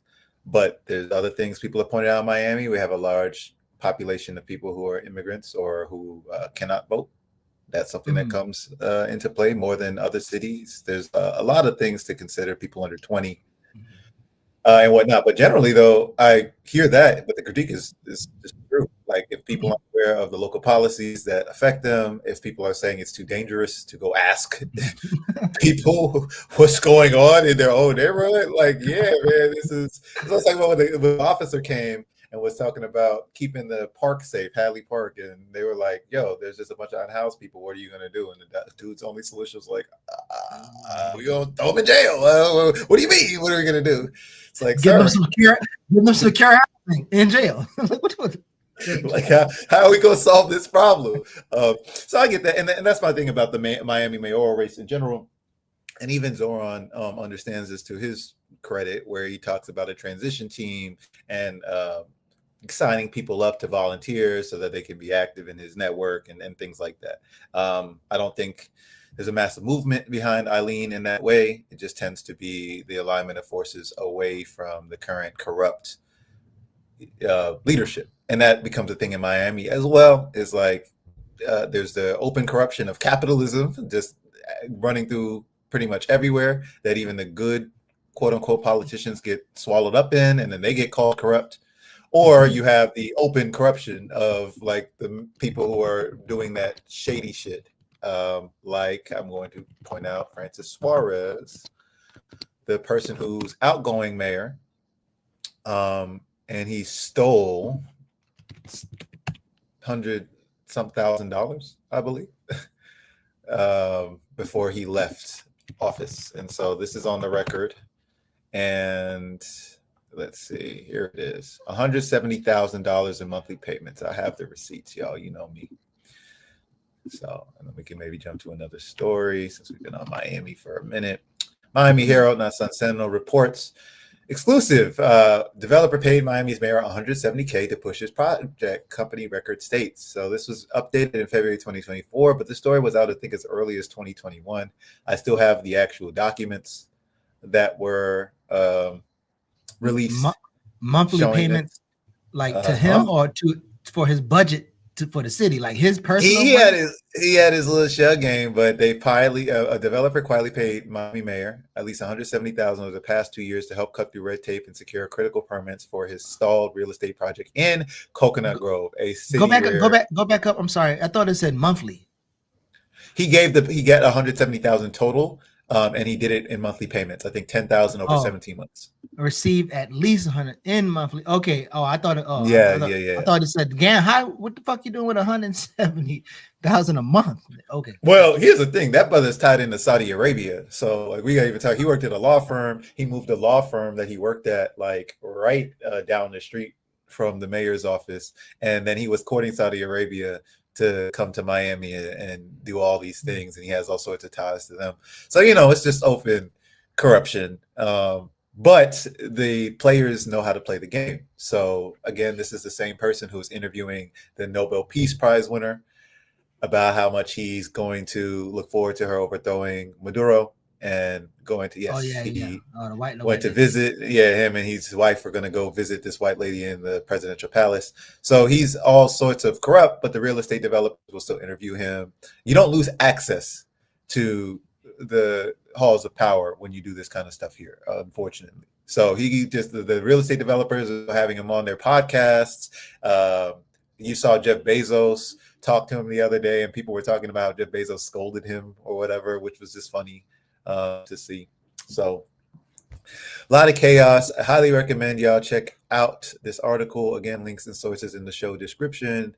But we're talking about how Miami's mayor took $170,000. Joe Carollo, another commissioner, also took a lot of money to give away land and these sort of backroom deals. I think he was in the tone of like millions of dollars. So chaotic Miami politics. We will see what happens in this next era. That's what Rick Ross was talking about, and push it to the limit. Push it to the limit. He was talking about Rick Ross is trying to see who's gonna help him with his wing stops down here. That's what that brother is on. Push it to the limit. He'll show up if they have a community event or something, want to give him an award. It's real simple. Listen, we talked about this last week. You should see his house out here, bro. He got a house where y'all at? This guy, Bro, man. Does he have a wing stop out there with y'all? I don't know, but I'm talking about his house looked like the White House. Like it's like big ass in Clayton County, and it got R.R. Rick Ross, and it's right across the street from Kroger's or something like that, a Publix, something like that. Man. No, man. Yeah, it's Vando Holyfield old house. You ever seen the Holyfield house in Atlanta? Nah, go ahead, pull that up for me, bro. I gotta see that. All right, let me pull it up. Hey, man, Holyfield's old house is crazy. Yeah. Yeah, no, the black bourgeoisie go to Georgia to live like, that's where you can get your little mansion. If you got a little retirement, a little Easter, was a nest egg, you could go to Atlanta and get you a big house, a lot of land. Yeah, it's right across the street from a motherfucking Publix, I think. Something over there. How we do this now? Ooh. All right, there we go. So yeah, when you and it's in Fayetteville. In fact, Layla Hathaway is coming to Fayetteville, the Trilliff. And I'm joking. I'm about to go see Layla. God. I love me some Layla. This is crazy. It's like the Papa John mansion. When you see Papa John lives in a castle damn near, this shit is. I'm trying to see like the street, the gate, like man. You can see like it's not a street view, but you can see like a gate outside and yeah, it's like right, but I don't guess they. This is what we talked about with the yachts earlier. So I don't know. Like I'm sure you grew up doing chores. I grew up cleaning. Like my family's policy tended to be like you got to be able to clean the house you live in. And I know we didn't like explicitly say that we were going to move to these mansions or whatever, but I'm just like I think about that all the time. Like even when I started off in. Like a single residence home, and then we moved to a bigger house. No matter where it was, like we had to clean that shit. You had to know how to clean every element. You had to know how to do the patio. You had to know how to put up shutters in case of a hurricane, vacuum wash, all that shit. Even in the next house when it was bigger, we still did that. It was a lot more work. But I think about these castles, and I'm just like, how do your kids even clean up in this kind of place? Do they even know how to do dishes? He's providing jobs, Laura. He's providing jobs, so he has. Yeah, you're right. You're 200 staff members who clean the house, and Yeah, and it's not. I mean, they're not black. The staff is probably Miami. They come from Miami. Immigrant labor. Yeah, I was just gonna say because they're cheaper. You never ask why. So, geez, man. Yeah, I just think about that, and that just fucks with the little kid psychology. Because you just grow up living like a plantation owner, like legit, with a long driveway and a chauffeur. It's crazy. Oh, that's great.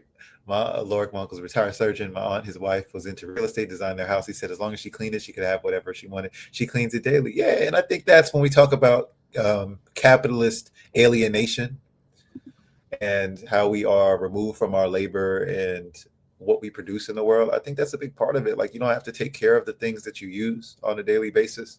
Immediately starts removing you from it. The fact that like I knew that I had to clean the back patio made playing football back there so much more fun, right? Because I'm like, oh shit, it's clean. Ooh, I did all that, got it all out the way, invite the neighborhood over, let's play ball. And yeah, I think you lose that once the staff cleans it. And then and even like these players, they go to AAU or something. So the staff is driving you to your travel basketball practice or something like that. Even that is not the same experience in my mind. So, all right, what we got up next? Oh, this is going to be an interesting one. Only because you said something about Duval. I got to show y'all this video, Little Duval, at his estate. He's at his estates with Shaq and them. And I'm gonna see if y'all catch it, and I'll have to tell y'all. Oops, shoot, hopefully the video didn't say nothing fast, and then I can't do this one. But pretty much, there's something that's happening, and I'm gonna see if y'all can get it. But maybe they're gonna show it beforehand. What you showing?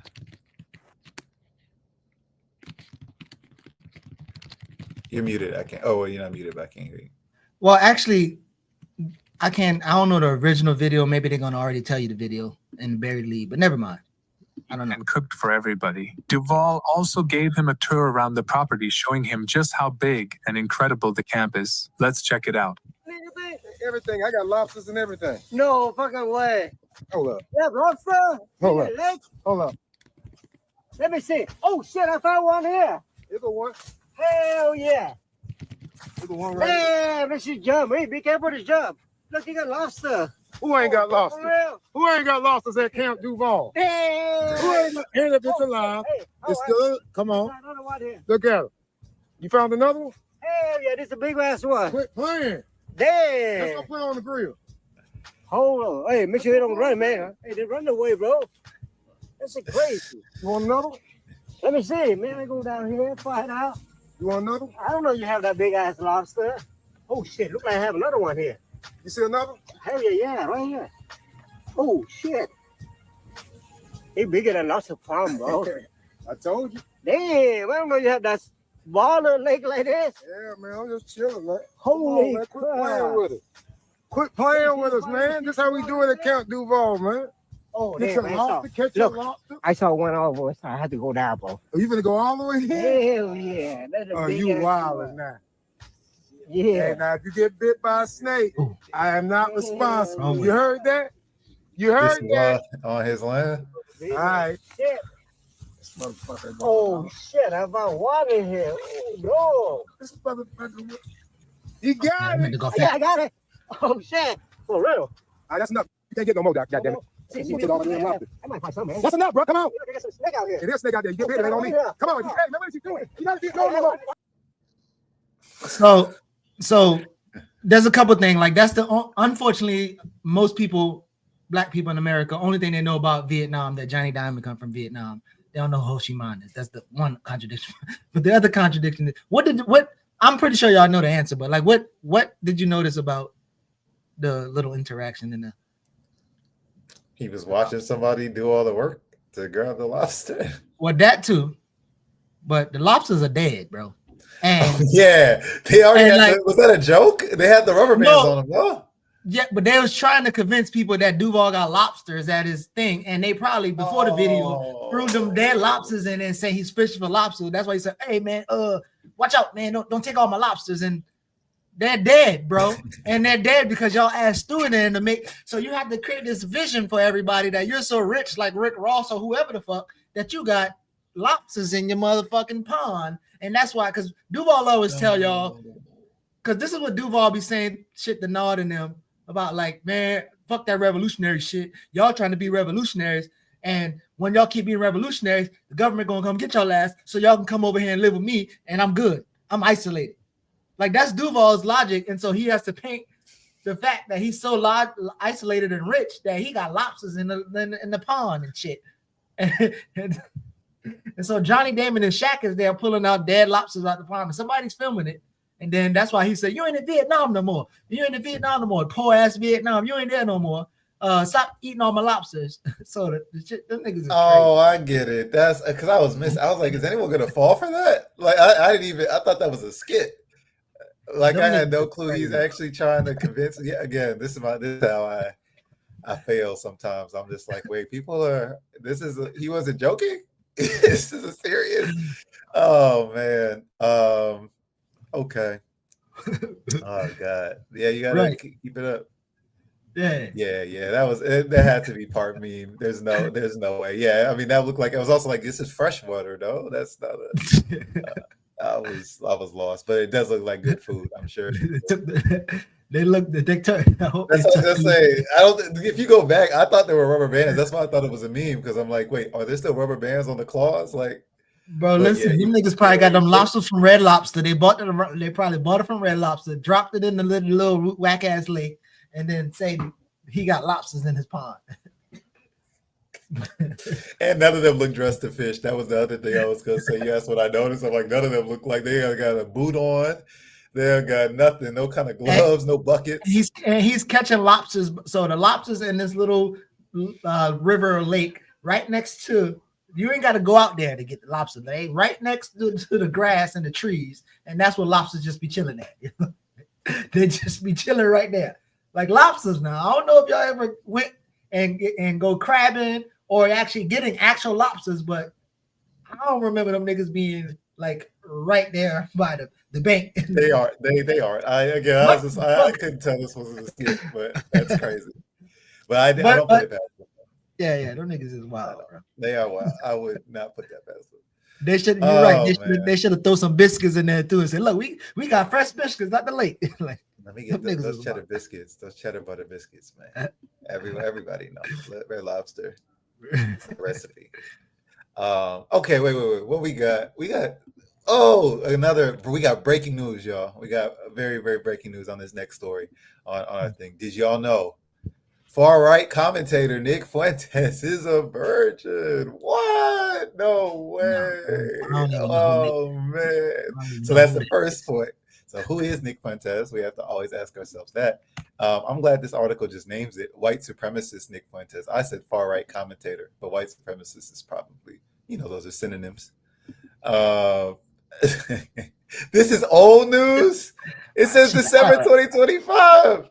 Again, it's old news because every far right commentator. And what's wrong with being a virgin? I'm confused. Shout out to. What is wrong with being a virgin? Let's ask. Let's see. Does he? I don't know where. I don't have all the. Where is the point? He goes on. You can just see. Hold on. First of all, y'all, let's just look at these timestamps. So, Nick Fuentes on how his background shaped him. Nick Fuentes on if his father's views made him racist. Nick Fuentes doubles down on his rants again about Jews, women, and blacks. These are some excellent thumbnails we're going through. Everybody except white people are racist. We're making progress, y'all. This is how we get to the fact that this person's a virgin. I just want all the things that happened before we got there. So Jews, blacks, and women. He goes on that rant again. Everyone with white people are racist. This is about a 20-minute segment. Wow. Piers Morgan questions Nick Fuentes on black versus white crime statistics. So we're back here. All the greatest hits. Nick Fuentes on anti-Semitism. Spoiler. It's only anti-Semitic if it's against Israel, not when he actually hates Jews. Piers Morgan challenges Nick Fuentes on denying Holocaust statistics. Piers Morgan challenges Nick Fuentes on Hitler comments. Nick Fuentes discusses his comments about worldwide Jewry. Nick Fuentes slamming women, you're fat and talk too much. And then finally, at an hour and 25 minutes in, y'all, we get Piers Morgan ask Nick Fuentes if he's ever had sex. Let's finally get there. Oh, you should see my DMs. It is quite the opposite. They're called the Groy bets, and I'm actually batting them away. Granted, not all of them are attractive. Some of them are attractive. Are you actually? Look, just to clear up one of the many theories about you, I've no idea what the answer is, and you haven't got to answer. But are you actually attracted to women? I am attracted to women. You're not gay? No. But I will say that women are very difficult to be around. Okay. So there's that. And do you think they should have the right to vote? I do not. No, absolutely not. They should stay at home? Well, yeah, absolutely. See, basically, you're just a misogynist old dinosaur, aren't you? For a young guy. Yeah. I mean, I know I'm the boomer. I know I'm the boomer here, but actually, you're a 27-year-old dinosaur, aren't you? Aren't you, Nick Fuentes? All women. I am. All women are annoying. All women grow old. They all get fat. Says the guy. Have you ever had sex? No, absolutely not. Wow. Says the guy who's never got laid. Wow. That's the thing, though. You boomers, it's always you're an expert in women, free love. Given you've never got laid. Yeah, we are going back to the Stone Age. You're absolutely right. This, you're talking about empathy, and your kids are empathetic, and they would never laugh at a joke about the Holocaust, and you're a misogynist. You're a simp yourself. You're totally henpecked. That's the problem. So we are going back. Let me play another clip of yours about women. A lot of women want to be raped, and when I say raped, I mean like. Whoa, that sounds bad when I say. Okay, yo, sorry. Yeah, we done on that. You just got to know how the right works. I did not preview that, so I didn't know that was coming. Who is this? Is the better question, Geechee? It's one of Trump's soldiers. Like that's why I studied these people. So just like we studied Charlie Kirk, Nick Fuentes is a little bit younger. He was tied to Kanye West. He meets with Donald Trump, so Trump likes him. So just somebody to know. And what's funny to me is I know we go back and forth between the Black misleadership class and Black right wingers and things like that, and looking at these folks. But to me, I always see the source. Like, that's the difference. I think some of our folks struggle when they see Black people who sound like us, talk like us, who are saying this shit, and they're like, "Oh, but this when I see our brothers talk like this is who I'm seeing. This nerdy white virgin." Like, that's exactly, because that's who it sounds like to me. So this is Nick Fuentes, just like Charlie Kirk, just like Steven Crowder. They're all Ben Shapiro. They're all different generations of this right wing conservative machine. They hate women. They hate Jews. They hate Black. They're the Klan. But I think it's really helpful to look at the source material sometimes, so you can understand that when brothers say this stuff back or parrot this stuff, this is who they're taking from. These white boys, this dude, Nick Fuentes. So that's what he sounds like. They might change their language a little bit. They might throw in a little Black buying power. We know how that goes. But essentially, it all comes back to this. So this guy's got, open white supremacist views, just like Charlie Kirk and them, but just very popular. And again, I think most Black people would know him through his links to Kanye West. He is an American political commentator, far white nationalist, and then the biggest thing about this Eric Geechee is he's a streamer, right? So again, that's like the thing that makes them different. We had the YouTube channel kind of come up with Ben Shapiro in them. Before that, it was the Fox News generation with Bill O'Reilly, and this kind of new cohort. A lot of these streamers, they usually come up through these think tanks we talk about. So check it out. Fuentes' followers began to heckle Charlie Kirk and his organization, the TPUSA. So they have their inner ruling class conflicts that we should be aware of. They're not all on the same page, which is why, again, we saw Charlie Kirk got popped. And it was not by anybody on the left. So important to see that. I also point out how young these people are usually.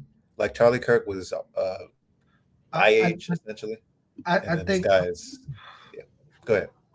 No, I think that was leading that was leading to where I was going. And first, I want to also acknowledge, like, if any women, sisters, brothers, whoever is watching this and that thing was triggering, apologies, because I couldn't imagine watching a said thing and had been told or convinced of said thing that you wanted to be assaulted and then hear that on our platform.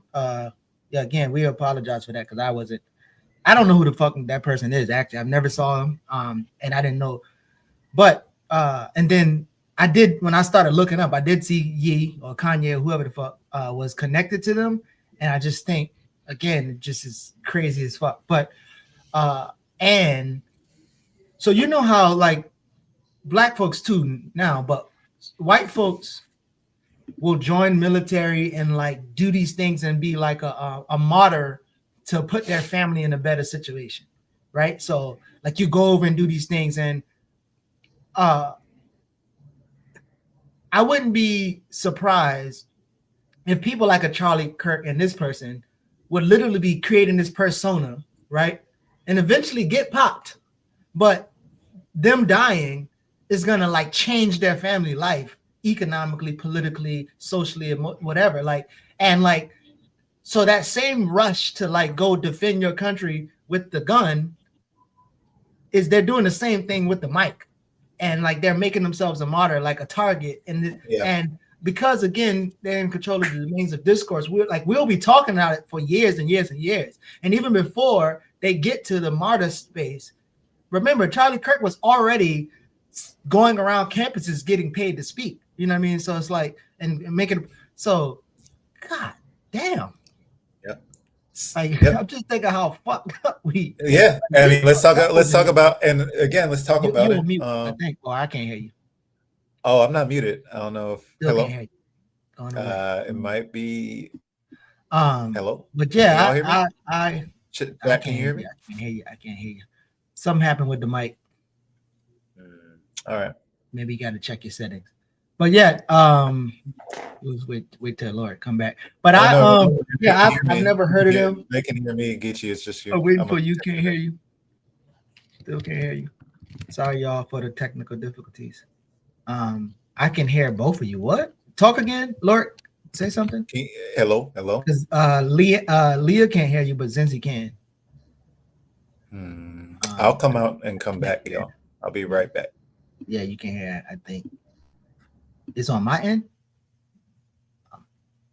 Uh-oh. Wait, can y'all hear me? Yeah, we can hear y'all fine. Oh, well, I don't know. I'm sorry. We can hear both of y'all. I'm back. Can you hear me now, Geechee? Well, maybe it's something I did. Yeah, I think it's you. Maybe your headphones. All right. Oh. Yeah. Maybe it's mine. Damn it. Let me figure out something. Yeah. Sorry, y'all. We'll figure it out. Need to come back in. It's Geechee, yeah. Yeah, it's Geechee. My bad.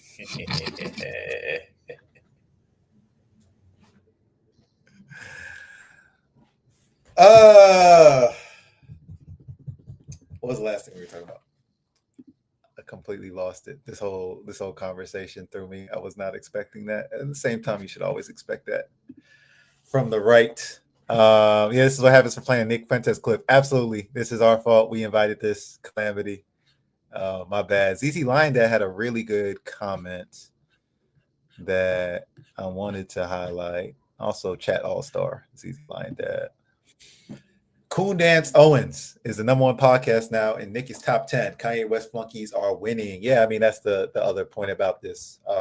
Joe Budden being a super popular Black podcast. I mean, it is. It's a Black podcast. So I don't want to do that. But Joe Budden super popular. And then on the right, of course, they will pick a Black woman to say their right-wing nonsense, and it goes platinum every time. They love that record. So Candace Owens, Coon Dance Owens being #1 makes sense. Nick being top 10 is also just on brand. But important to look at the kind of stuff they're feeding people, especially youth.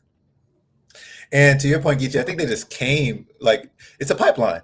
It's to the Puppet Factory. There's a sort of cosmic pity I have for them when I'm looking back and I'm like, yo, they would have built, like, if there weren't a Charlie Kirk, they would have found another white boy in a lab in Illinois, rural Illinois somewhere, and made him.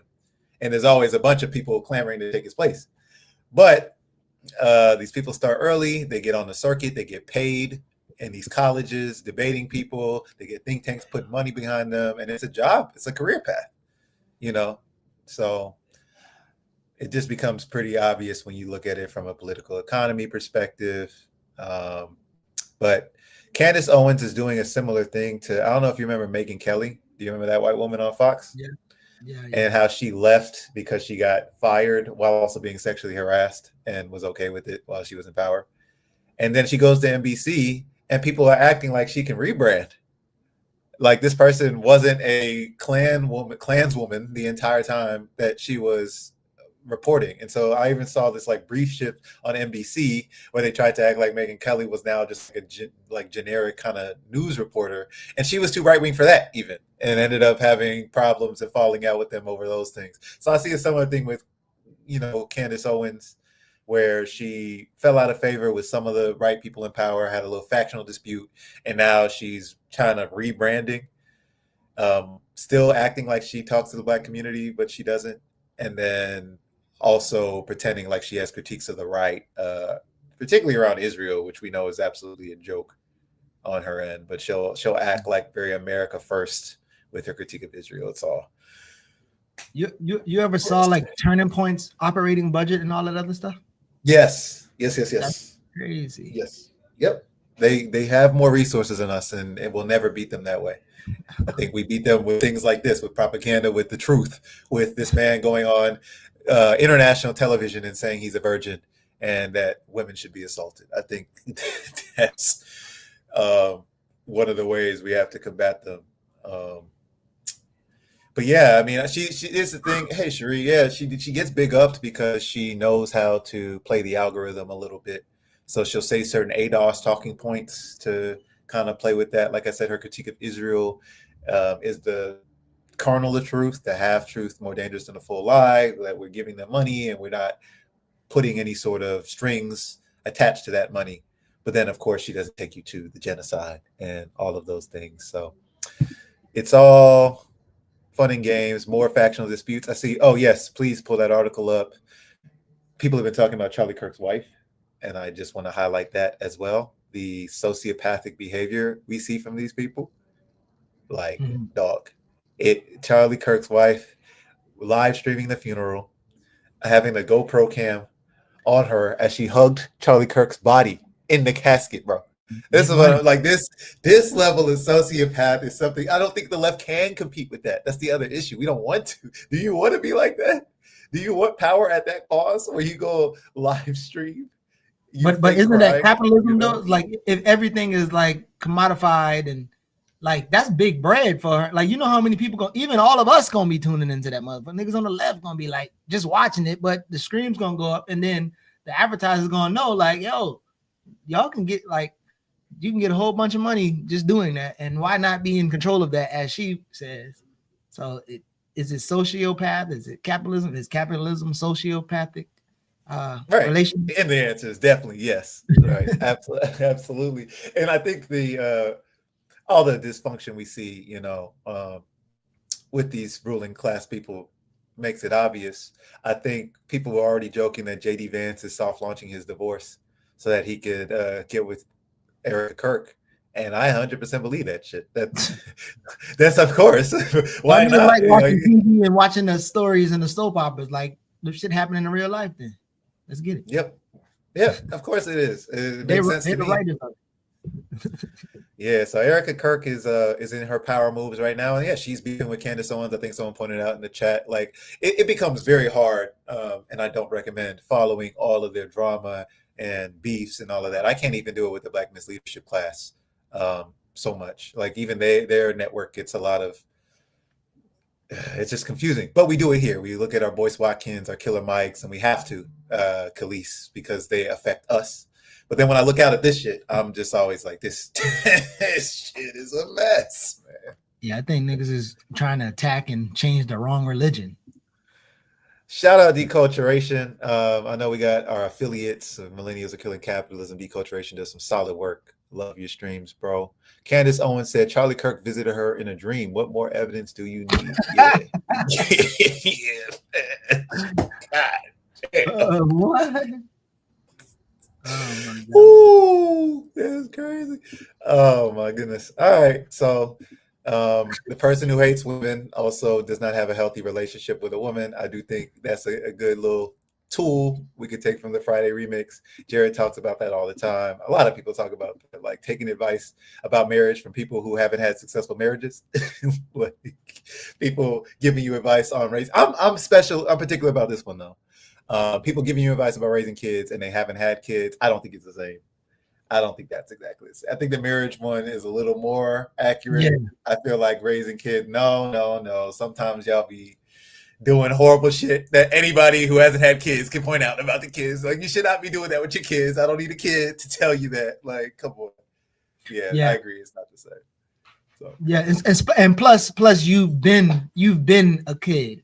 Like you've examined how parenting relationships should and shouldn't happen, and so you have been parenting yourself for quite some time, however old you are. So you do have parenting. So between interaction on the other side and parenting the inner child and all that other stuff, like that's drastically different. But you're absolutely right. White language of child, kid, mom, daughter. Mm-hmm. You're gonna struggle a little bit. Oh man, yeah. Free our Asian sisters from white men, bro. They be going, they struggle the worst sometimes with it. Sudeep, listen, I feel bad for Vance's wife, Usha, but she herself was a conservative activist and tool. Yeah, we talked about all our terms. Sudeep, if y'all's people got a term for y'all's coons, let us know. I'm gonna add it to the glossary in the chat. But that is a very old trope of white conservative men getting with colonized Asian women. The moist, wet ones. Yeah. That's in that show I love recommending, Succession, where the main guy's son has an Indian wife. He has half brown kids, and he works for a right-wing news network that is stoking violence against them. So there's a scene, I think, where one of his daughters gets like assaulted by one of these white supremacists who watches his father's company's programming, and he has to navigate through that. Like, yeah, damn, I'm empowering the people who hurt my children, but that is white people's tradition in the U.S. So Just always interesting to point that out. But yes, I think who else has? You could just go down the list of having an Asian wife. They get black women less, and that's why Candace Owens is so popular. You know, when they can get a black woman to do it, it's like a big deal. So, man, listen, I want to do my power ranking thing with you, man. Like I kept talking about it. I was talking about it on what our show used to call? Leap. Damn, that's crazy. It's been so long. I'm about to forget. Earn your liberation. Yeah. Earn your liberation. But nah, man, like I would obviously for like study and analysis and critique, like again, we can always struggle around it. Why Walter Rodney get B, because you know how much we need to study and what he need to study, what he contribute. But then also it should be like for these folks too, like, you know, kind of like with Margaret did with the presidents, right?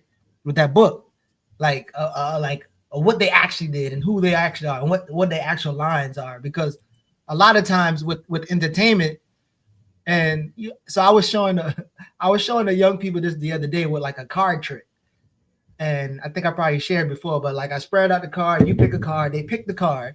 I say, all of y'all look at the card, don't tell me the card.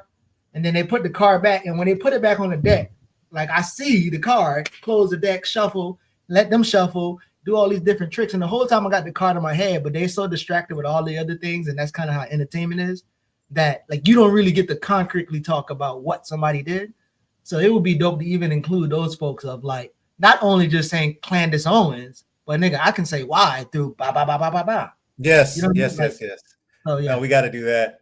We will talk. You know, our team of people we have to assemble, because I always lay this at the feet of Booker T. Washington and all of those. We do have to show the parentage. I do think we have to show through the generations who birthed this person, and then again how they be happy. Because I think Booker T. Washington would be disgusted with some of these black conservatives. Like, let's be real here. I don't think he wants to claim them, even if he gave them birth, unfortunately.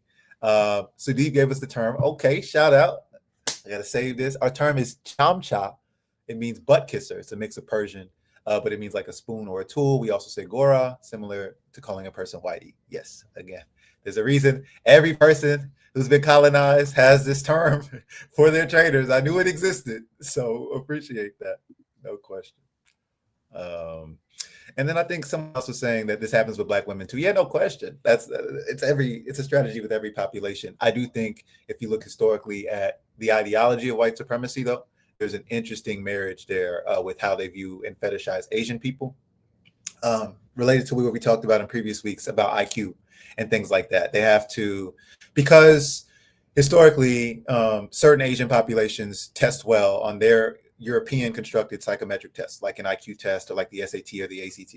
And because Asians can score so well at that, it kind of ruins their white supremacist fantasy. So they have to come up with new narratives like Asians are more book smart, but they're really timid, or Asians are more book smart, but they lack leadership qualities. And so if you look at the lawsuit those Asian students and families did against Harvard, they were against the admissions interview thing, because they let admissions counselors grade you based on your qualities, and Asian students were typically getting told that they have fewer leadership qualities compared to like white students in these Ivy League applications. So they were just pointing out how racism was being employed against them in the application process, even though they were doing it to argue for access into the white space and they wanted seats at the table. They unintentionally exposed to racism. So that was a longer tangent about why white and Asian people have this link in terms of white supremacist ideology. I think the Nazis called the Japanese honorary Aryans, if you look into that history as well. So yeah, they just have to justify their racism, and they do it by saying Asians are smarter, but they are emasculated, and I'm very smart and white. That's their reasoning. It's not that complicated. Mm-hmm. Oh, boom. Yes, there it is. This is how they explain Japan. Absolutely. Yep. Honorary Aryans until we got to throw them in internment camps, and then they're dirty yellow people who are spying on you and want to get with your daughter. It's always both ways that they love to do that. So let's see.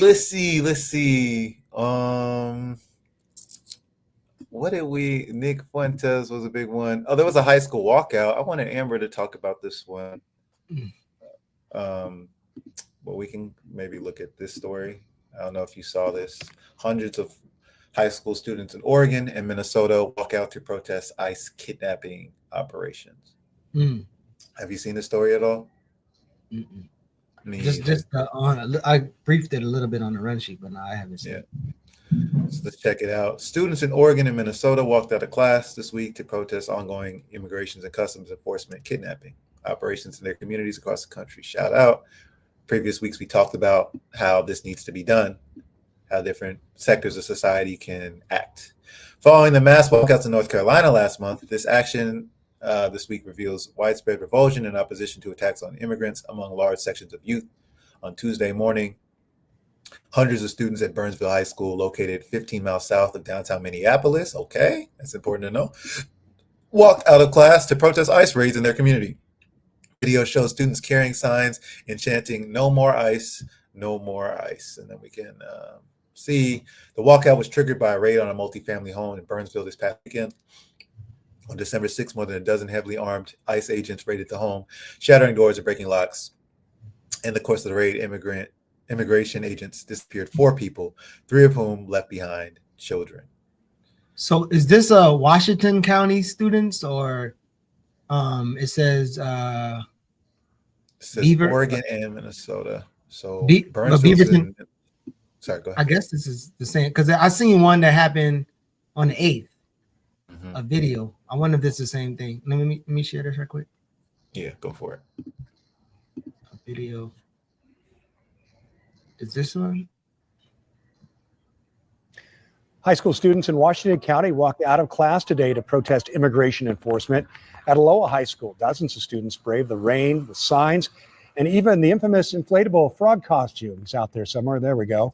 They say they're upset with the way people in the community have been taken. There's like a lot of immigrants, Mexicans, not just Mexicans, but a lot of Hispanics or like from other countries, like don't do anything and they're still getting deported for no reason. I have a lot of Mexican friends. My friend recently got taken from ICE back in McMinnville, and same with his barber. So like, I'm just out here for that and stuff. Students at other Beaverton District high schools also walked out today. Nice signs. Is that? Yeah, I love that no one's. Go ahead. Is that the same thing? I don't know. But it's saying that it was multiple cities. So I'm sure that's part of the wave that we're observing here. And it is people dealing with their own contradictions. Like your classmates are getting disappeared. This is a common thing. We talk about like America's image making and its fifth wing of the military being its media apparatus, its propaganda that it spreads throughout the world. And so when I talk to students and I think like, what is your normal everyday experience as an American student? Like all this stuff, even on the media, is not seen. Like America's been telling the same high school stories since my dad was a kid. You know, like I saw Wednesday Addams. I don't know if it was an Addams Family show where her brother Pugsley gets put in a locker. And like there are jocks with Lettermans. Like America is stuck in that. Like how many high schools have y'all go? That doesn't happen. Like you have to have big enough lockers. You got to have these jocks who are still stuck in like this 1950s masculinity, and they shove like a kid in a locker. Like it's just crazy. And that is the American experience that they keep repeating in their media endlessly. Meanwhile, if you ask like top 3 things, what are you worried about as a kid? It's like what? School shootings. My classmate might get taken by ICE. And I have to go through metal detectors and have clear backpacks in school, and they're surveilling me, like on my camera, like what we saw with Taki Allen, that I have Doritos during football practice and the police came because of AI. Like this is the actual reality if we were to sit and round table with American students now, but that's never going to be seen on film. So I just love that people are active this way. I love the signs we saw that you pointed out. One that we see here is it says the RNC and DNC both fund ICE, both will pay. That was a high school student saying that. So, yeah, man. I see. Erica has well, I guess I'm late, but the Chicago raid in context connecting awards at home abroad with Black Agenda Report. Go ahead and no, I haven't. Go ahead and link that. Yeah, I'm gonna put the link in, but I haven't actually read it yet, but I just saw it looking up, and I'm pretty sure Erica might have talked about it on one of the shows if she's still on. But yeah, nope. Yeah, this is, I mean, I'm happy that they're doing this. Obviously, student organizing is something that can be really precarious if the administration wants to start expelling people, banning the protests, all of those things. But I think when the youth have enough energy, when the contradictions are high enough because their classmates are getting snatched, they're going to do this. You can't really stop it. So I'm interested. We are in Minnesota, which gets us to this next discussion. So I'm glad the Minneapolis thing got brought up. But we know Trump is going after Minnesota and after our Somali family and claiming that they've taken over Minneapolis. And so I don't know if you've seen the memes, but a lot of Somali people have been posting videos of them in Minnesota saying this land was promised to us 2,000 years ago, like the Israelis. Yeah, I wish I had the clip, but they're having some fun with this idea that they're invading Minnesota and places like that. So I think that'll be the last story we cover today. I'm sure we're in overtime. Let's see. The Promised Land. Somali Americans flips Trump attack into global meme. Sharing that now.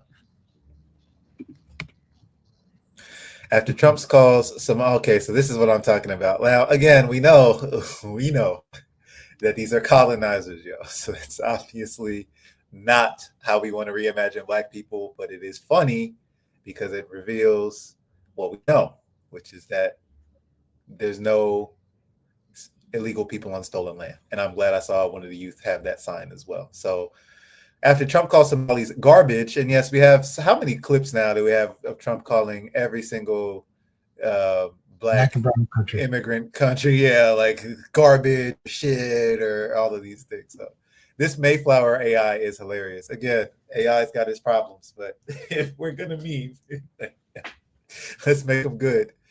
This is my Maisa Mustafa. He called them garbage and told them to go back. Again, ignoring the political economy of these areas where Somali communities live. And we know that so-called illegal immigrants are almost always a benefit to the economies they're a part of because they do labor for a low wage. Wow, no way. He has this harsh tirade. He says he doesn't want anything to do with them. He's going after Ilhan Omar. What else is new? They contribute nothing. I don't want them in our country. I'll be honest with you. We're going to go the wrong way if we keep taking garbage into our country, says Donald Trump. The least racist man is how he talks about himself. Somali Americans in the broader diaspora have embraced the viral joke and say that the state was promised to them millennia ago, and they are indigenous to Minnesota, a playful nod to the rhetoric used to justify Israel's claim to Palestine. And then, of course,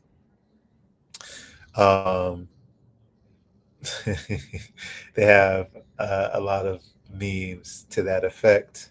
Mm-hmm. Not many people know Abraham Lincoln's grandfather was of Somali descent and was one of the real founding fathers.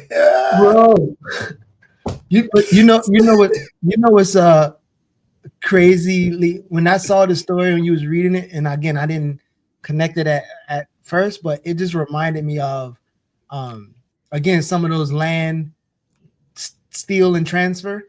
Like in 1683, the Maryland and Virginia 50-acre land grants, it was awarded to white settlers who paid their own passage across the Atlantic. And the reason why they said they wasn't given to Africa is because they had free passage.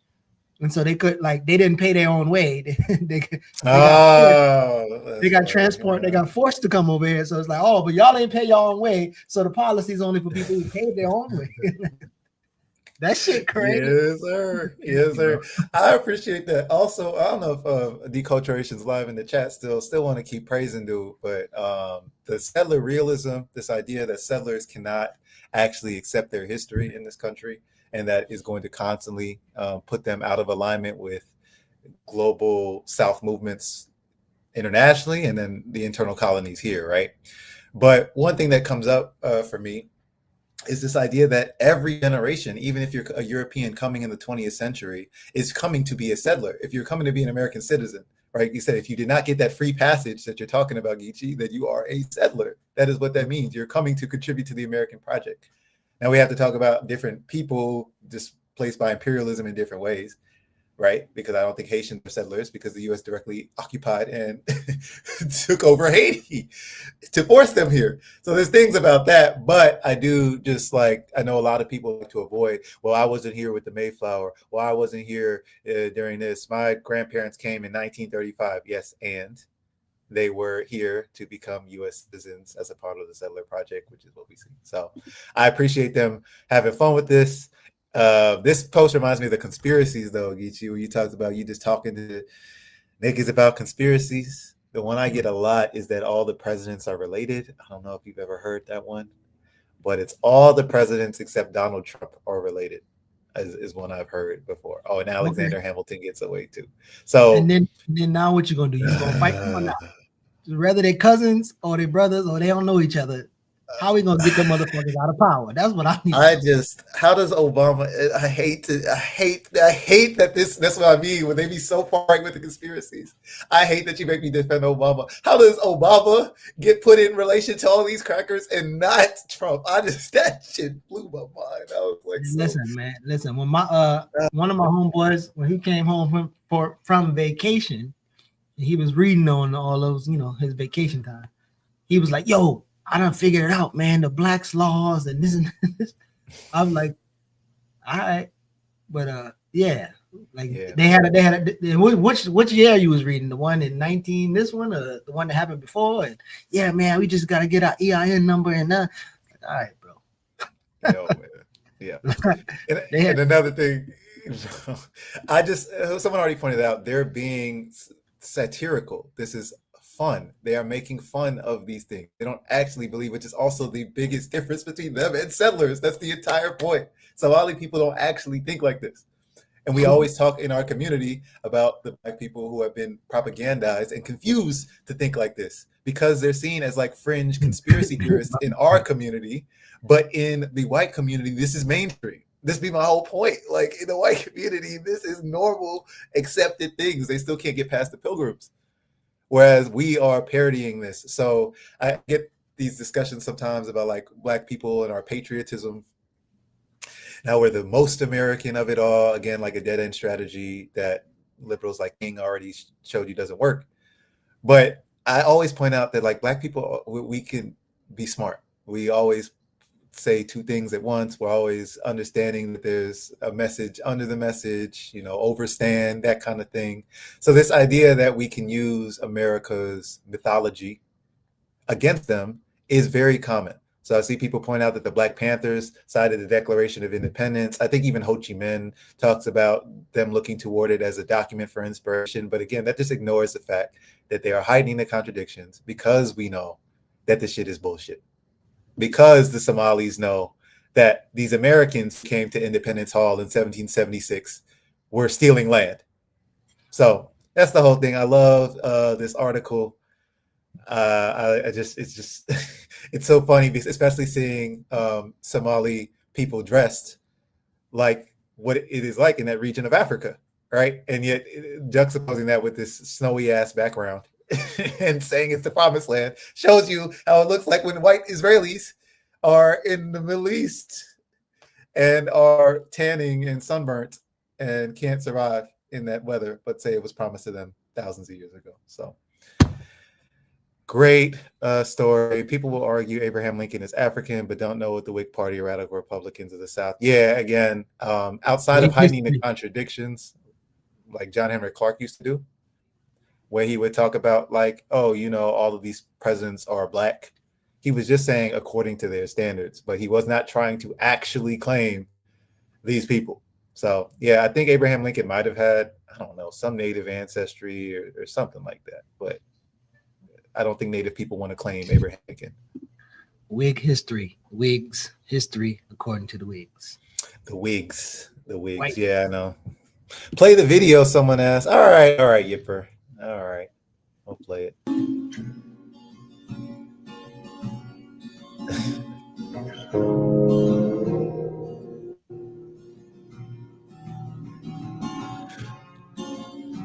I get it. So yeah. His birthright trip. So good fun from throughout the diaspora. I think we covered a good amount today. Glad we got into some news. Want to start moving toward a close. Any other stories on your heart today, Geechee? Anything in the chat that they wanted us to comment on that we might have missed? I know they've already been having Diddy discourse and remix this week. You talked about that. I'm gonna make my way through the documentary tonight, y'all. I'm through the first 2 episodes. Whoo boy, I gotta finish. Bro, I gotta, you know, I don't know. I be missing all this shit. I mean, I guess I know why, but like I'll see it in my periphery and be like, oh, this thing is happening. Then they'd be like Sheree let me know about that documentary. I was like, what? No, it's real? And they like, yeah. So you and your partner gotta, if you got some free time and you don't want to turn, I mean, I can't, people say turn your brain off, right? And I kind of hear that, but you can't with this. I can't turn my brain off. Not There's possible. Too much going on, man. The Pac Biggie reveal already is a mess. The first episode, just like the background, the making Diddy, all the context, all of it, it's too much to think about. I couldn't do it all. I know people on Remix were like, yeah, I binged it in one night. I couldn't do it. The episodes are long too. They're like an hour, but each one I had to chew on it. There's too many things going on. There's too many reveals at once. You know how we are. We want to run sheet it and rabbit hole it. So I'm already trying to Google stuff on the side. Like, wait a minute, I heard that. And then Jerry's whole thing with that reporter who talks about Tupac and the Freedom of Information Act and how he's got like 2,000 pages of FBI files and things like that. I'm very suspicious about that element of the story because the LAPD come in and all they really do is get a confession and they're nowhere to be found throughout this entire documentary so far. Like the police department, they're just there. They just show up after crimes and after people are dead and they have no idea what's going on. Nothing about Diddy being an informant so far. So maybe spoilers, maybe people can talk about that. But in that episode, I highly recommend people check it out, where Jared talks with this reporter about Tupac. You learn he was surveilled since he was a teen. There are thousands of pages of FBI files that got released on him. And there were informants involved in his demise. And I believe one of the things was that Diddy was one of those informants. So the documentary does kind of make very clear what they think Diddy's role is. But the state is just in the wind, in the background here. So but definitely check it out. You know, one of the things that and I probably mentioned this before, when I listened to Jared and his brother go through learning history about their father via FBI files and stuff like that, and we talk about like archivists and journalists and all these other things, and then like how we got to learn about stuff via them. It's almost like, and then so because I'm thinking about like I finished Hubert Harrison. Harry Haywood too, but Hubert Harrison's book Brian wrote, and then Ashley writing Queen Mother Moore, and then Ashley specifically talking about, but both of them, how detailed they were with Adley Moore's life. And you can even see like the patriarchal misogyny, like you can see it because it's like the way and what they was sharing, like Ashley had to intentionally leave some of that out in her book because she believed in some level of privacy. Now, with Hubert Harrison, it's kind of like things were erased, whatever. But one of the investigators, right? Because again, in these movements, there's always people who are in the movement, but you don't know that they are actually somewhere else. Like they're coming from somewhere else because you just accept them in the movement. And so some of the agents that was in the movement, they used to write like, all these niggas talking about Garvey, but this Hubert Harrison nigga, like he's the biggest influence of all these people. And then again, the erasure happened, and then again, there's people that go unnamed. And again, I'm just thinking about how we literally have to piece together information about our people from the pieces of information that we get from these motherfuckers who still kind of control the narrative. So even when we get our information, and this kind of goes back to when we was talking about me, Jared, and my brother, I'm losing his name right now, I don't know why, who ran with the Green Party, Butch. When Butch was like, we had those feelings about Islam, a lot of us in these black spaces, because of what all of our scholars said about Islam, including John Henry Clark. But all of those people was only reading white people. He's like, oh damn, we didn't really think about like the source of John Henry Clark. We just think John Henry Clark and that's our source. And so it's like this archivists and journalists, like, anyway, again, maybe I've been in my Amos bag, and sometimes he's like, when we think about warriors and fighters, we really think about like the street niggas and niggas with a nice analysis. And it's like the researcher and the archivist, like the psychologist, like some of these people we just cannot really think that how important they are to the movement and to the space. So yeah, that's kind of how I was thinking of that. No, it's super important. I mean, Kenneth Clark's psychology research and his wife, I'm forgetting her name, but and I should look that up just so I can be clear, because they both did the research, so they both should be credited. But the Clark-Doll test and that kind of thing was revolutionary for psychology. You know, so there's what Clark-Doll, I'm gonna get their names. So Kenneth and Mamie Clark. There we go. Yeah, Mamie. And I was about to say Mamie, but I know there was a couple people named Mamie, so I didn't want to. Yeah. Thank you to the chat. And first off, John Potash, the FBI war on Tupac Shakur. That's the thing it was named on. I wanted to. Oh, go ahead, Geechee. No, go ahead. I'm sorry, I always be doing that. But yeah, Dr. Yes, archival warfare. I think that gets back to what we were saying about owning the puppet factory, right? In the first place, like if you have the archivist, if you're doing war at that level, like you have a upstream effect, so you can, or it has a downstream effect. Sorry, so you hurry upstream, you cut it off before it can even become a movement, and then it never really takes root and that kind of thing. I definitely hear you, Revolutionary Women's Radio. I agree. And that's why I said it was hard for me. Like, we should never encourage people to turn their brains off. If you need a rest, do that, but don't shut off your brain. I'm sorry, there's something insidious about trauma as a form of entertainment. We can use it to learn and generate conversation, but I always want to be mindful of this. Yeah, like that. That's why I can't do all the episodes back to back. There's a sexual assault in the first episode that already needs to be reckoned with. And then there's murder and sexual assault in the second episode. So yes, definitely not like I'm saying binge. I'm saying watch it with your partner, in the sense that it's like this true crime documentary thing that you shouldn't take all that seriously. But I do want to highlight this point too. Yeah, definitely. Not. Yes, we putting in overtime today. We putting in this OT. We got, me and she got a little time. We've been chopping it up. But you had this thing on narrative warfare that made me remember. What was it? What you were saying. I think there's like a dialectic here with the CIA and the Alphabet Boys, where it's like they have a lot of resources and intense detail and surveillance to the level that most people will never be aware of. But at the same time, they're also like idiots, like, for lack of a better word. They're like bubbling morons who make a lot of mistakes and want to rule the world, and it's an impossible task.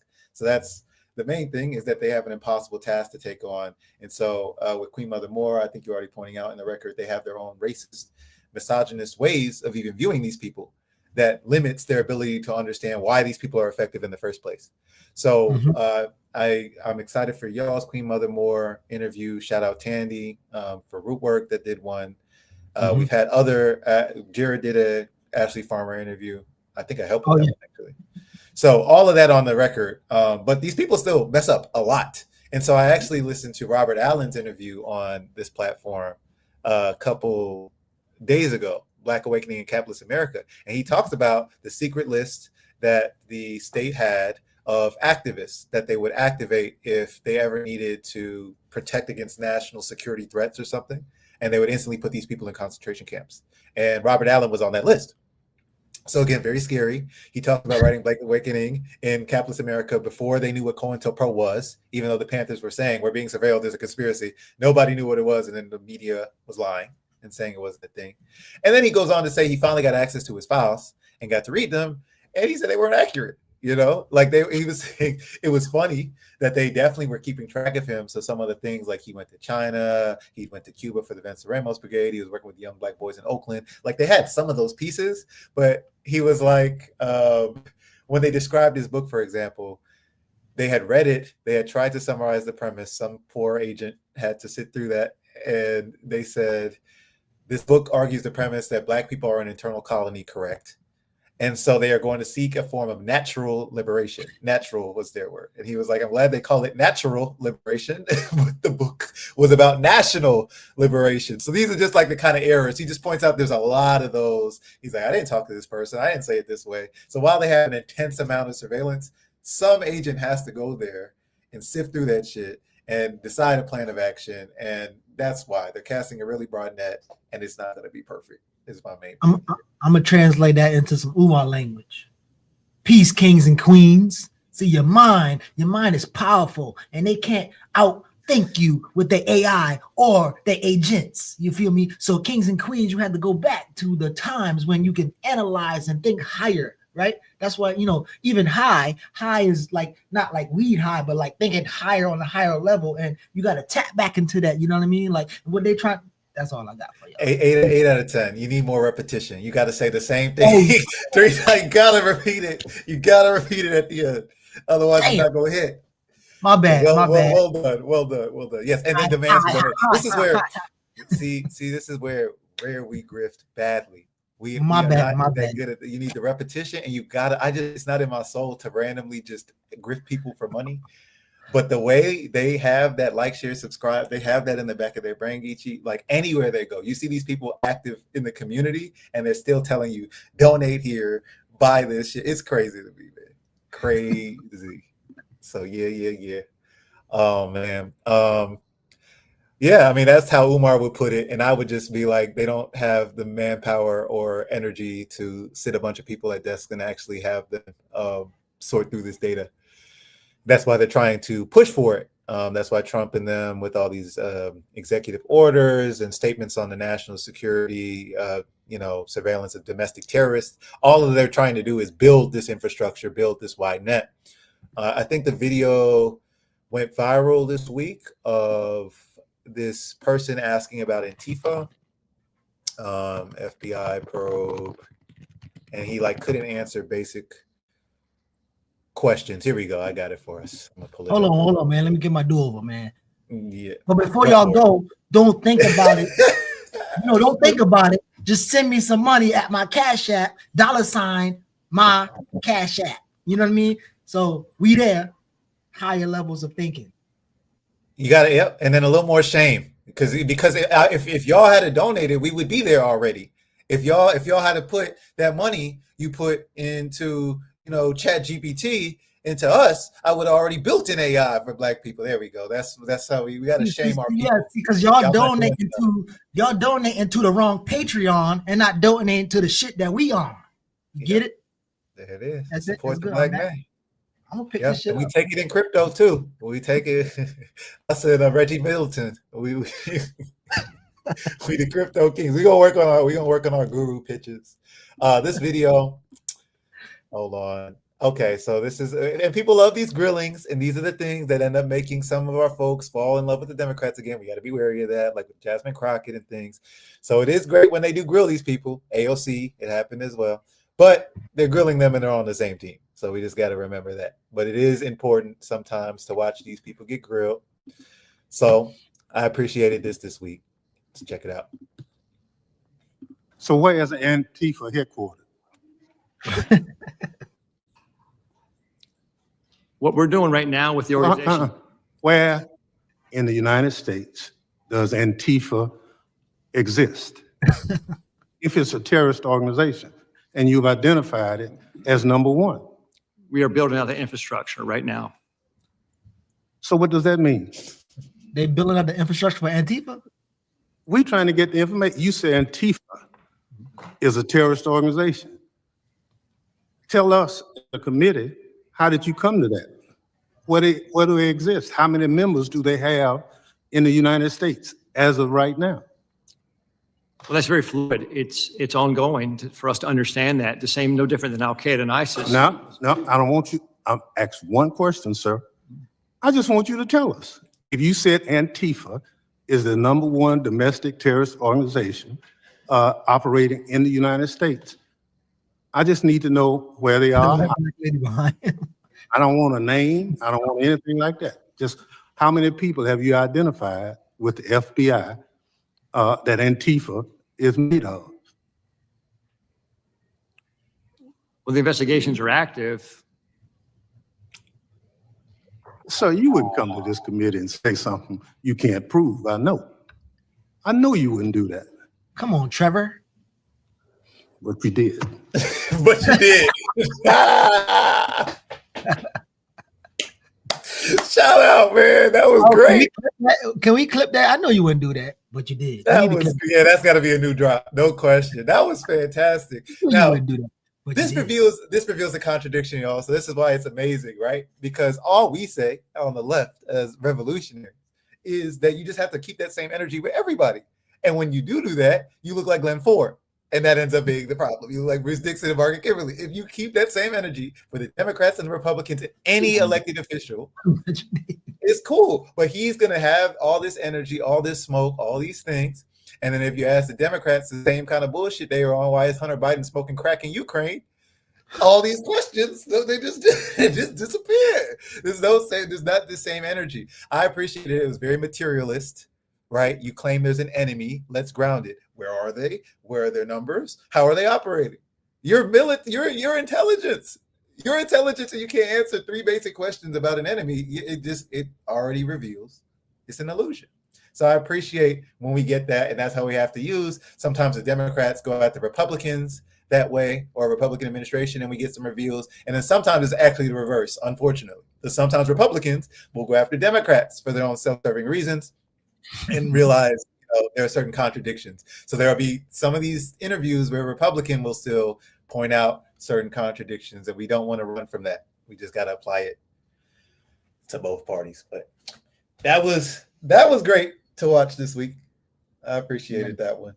So having an old black granddad do these questions, again, that's how it's amazing. But then we just can't fall for the okie doke, because they'll have black granddad do it. They'll have young Latina politician like AOC do it. They'll have a young black woman do it.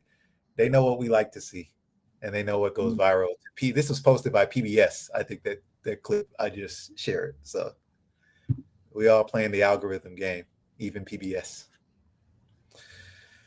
Oh man, we did a lot. We went 30 minutes overtime. What you got going on this week, Ichi, or this weekend? Man, I going to see my grandmama. And my grandma gonna be, she just turned 82 today. Shout out, maternal or paternal.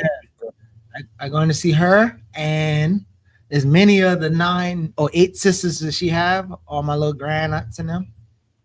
So that's what I'm going to do. Is that your mama's side or your dad's side? My mother's mother. My mother's mother is there. So I'm going to see all of those folks, and then getting prepared for next week vacation. So I'll also be out of town about it there. So we see if we can get some shoe-ins for all the shows I be on. So how about you? What you got going on? Well, my alarm is going off, and they're saying it's an emergency alert. I don't know if it's a test or not. I'm gonna have to check my email, so we'll see if I have to evacuate. I'm also about to check on my maternal grandma who's visiting, so I want to say hi to her, give her some love. And program is slowing down for Black Men Build, but I've already mentioned, you have a copy of it, but our wartime, our Malcolm X Centennial Edition is coming out. Be on the lookout at our hubs, but also nationally. It's going to be a beautiful. It is a beautiful magazine. It's an amazing work. And then the Malcolm X Centennial Study Guide is coming out after that. So I just want to point both of those things out. I've already said before, if you haven't, check out the Centennial version of the study guide, the 35th anniversary reprint that we have. Oh, that's coming. Hold on. The new one's coming. Okay, wait a minute. The new one's coming. Y'all saw a little bit of the artwork, a little bit of the sneak peek. But I always want to plug this for people over the holidays, just for some study and opportunity for reflection so we could come in sharp next year. But that's what I got. Check out the Malcolm X study guide. Check out Black Men Build Wartime. And check on your grandma. Yeah. The link in the chat. Heavy on the grandma chat. Absolutely. So really quickly, when I went to Guatemala a little minute back, I had this hibiscus rice. And as soon as I had it, I said, I'm gonna make that shit when I get home, and I did. So the hibiscus obviously is just like making up coconut rice. You just boil the rice. I don't think you gotta do it from the start. I don't do it from the start. I boil it a little bit, and then I boil the rest in like hibiscus water or tea, hibiscus tea, you want to call them. And yeah, you just boil it in the water, and they'll have this aromatic hibiscus flavored rice. And then if you wash the flowers of the hibiscus off really well, you can cook that, and that has a fleshy thing. So you can have hibiscus quesadillas. It can be like a fried junk. You can have it in the stir fry. But yeah, pasta. That sounds delicious. Pasta. I don't know about pasta. I don't know what I do with that one. Well, it's hibiscus rice or pasta. I don't know. Yeah, I don't know what. I don't know. What I know, I gotta go make some breakfast. So peace, y'all. If you're willing to fight for it, as Jared says, as Chairman Fred Hampton used to say. Appreciate y'all. Enjoy your weekend. We out. Peace, Black. Remix.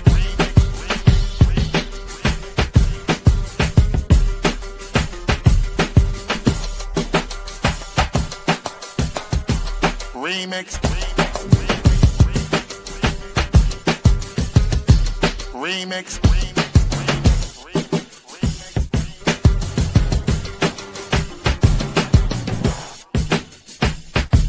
Remix. Remix.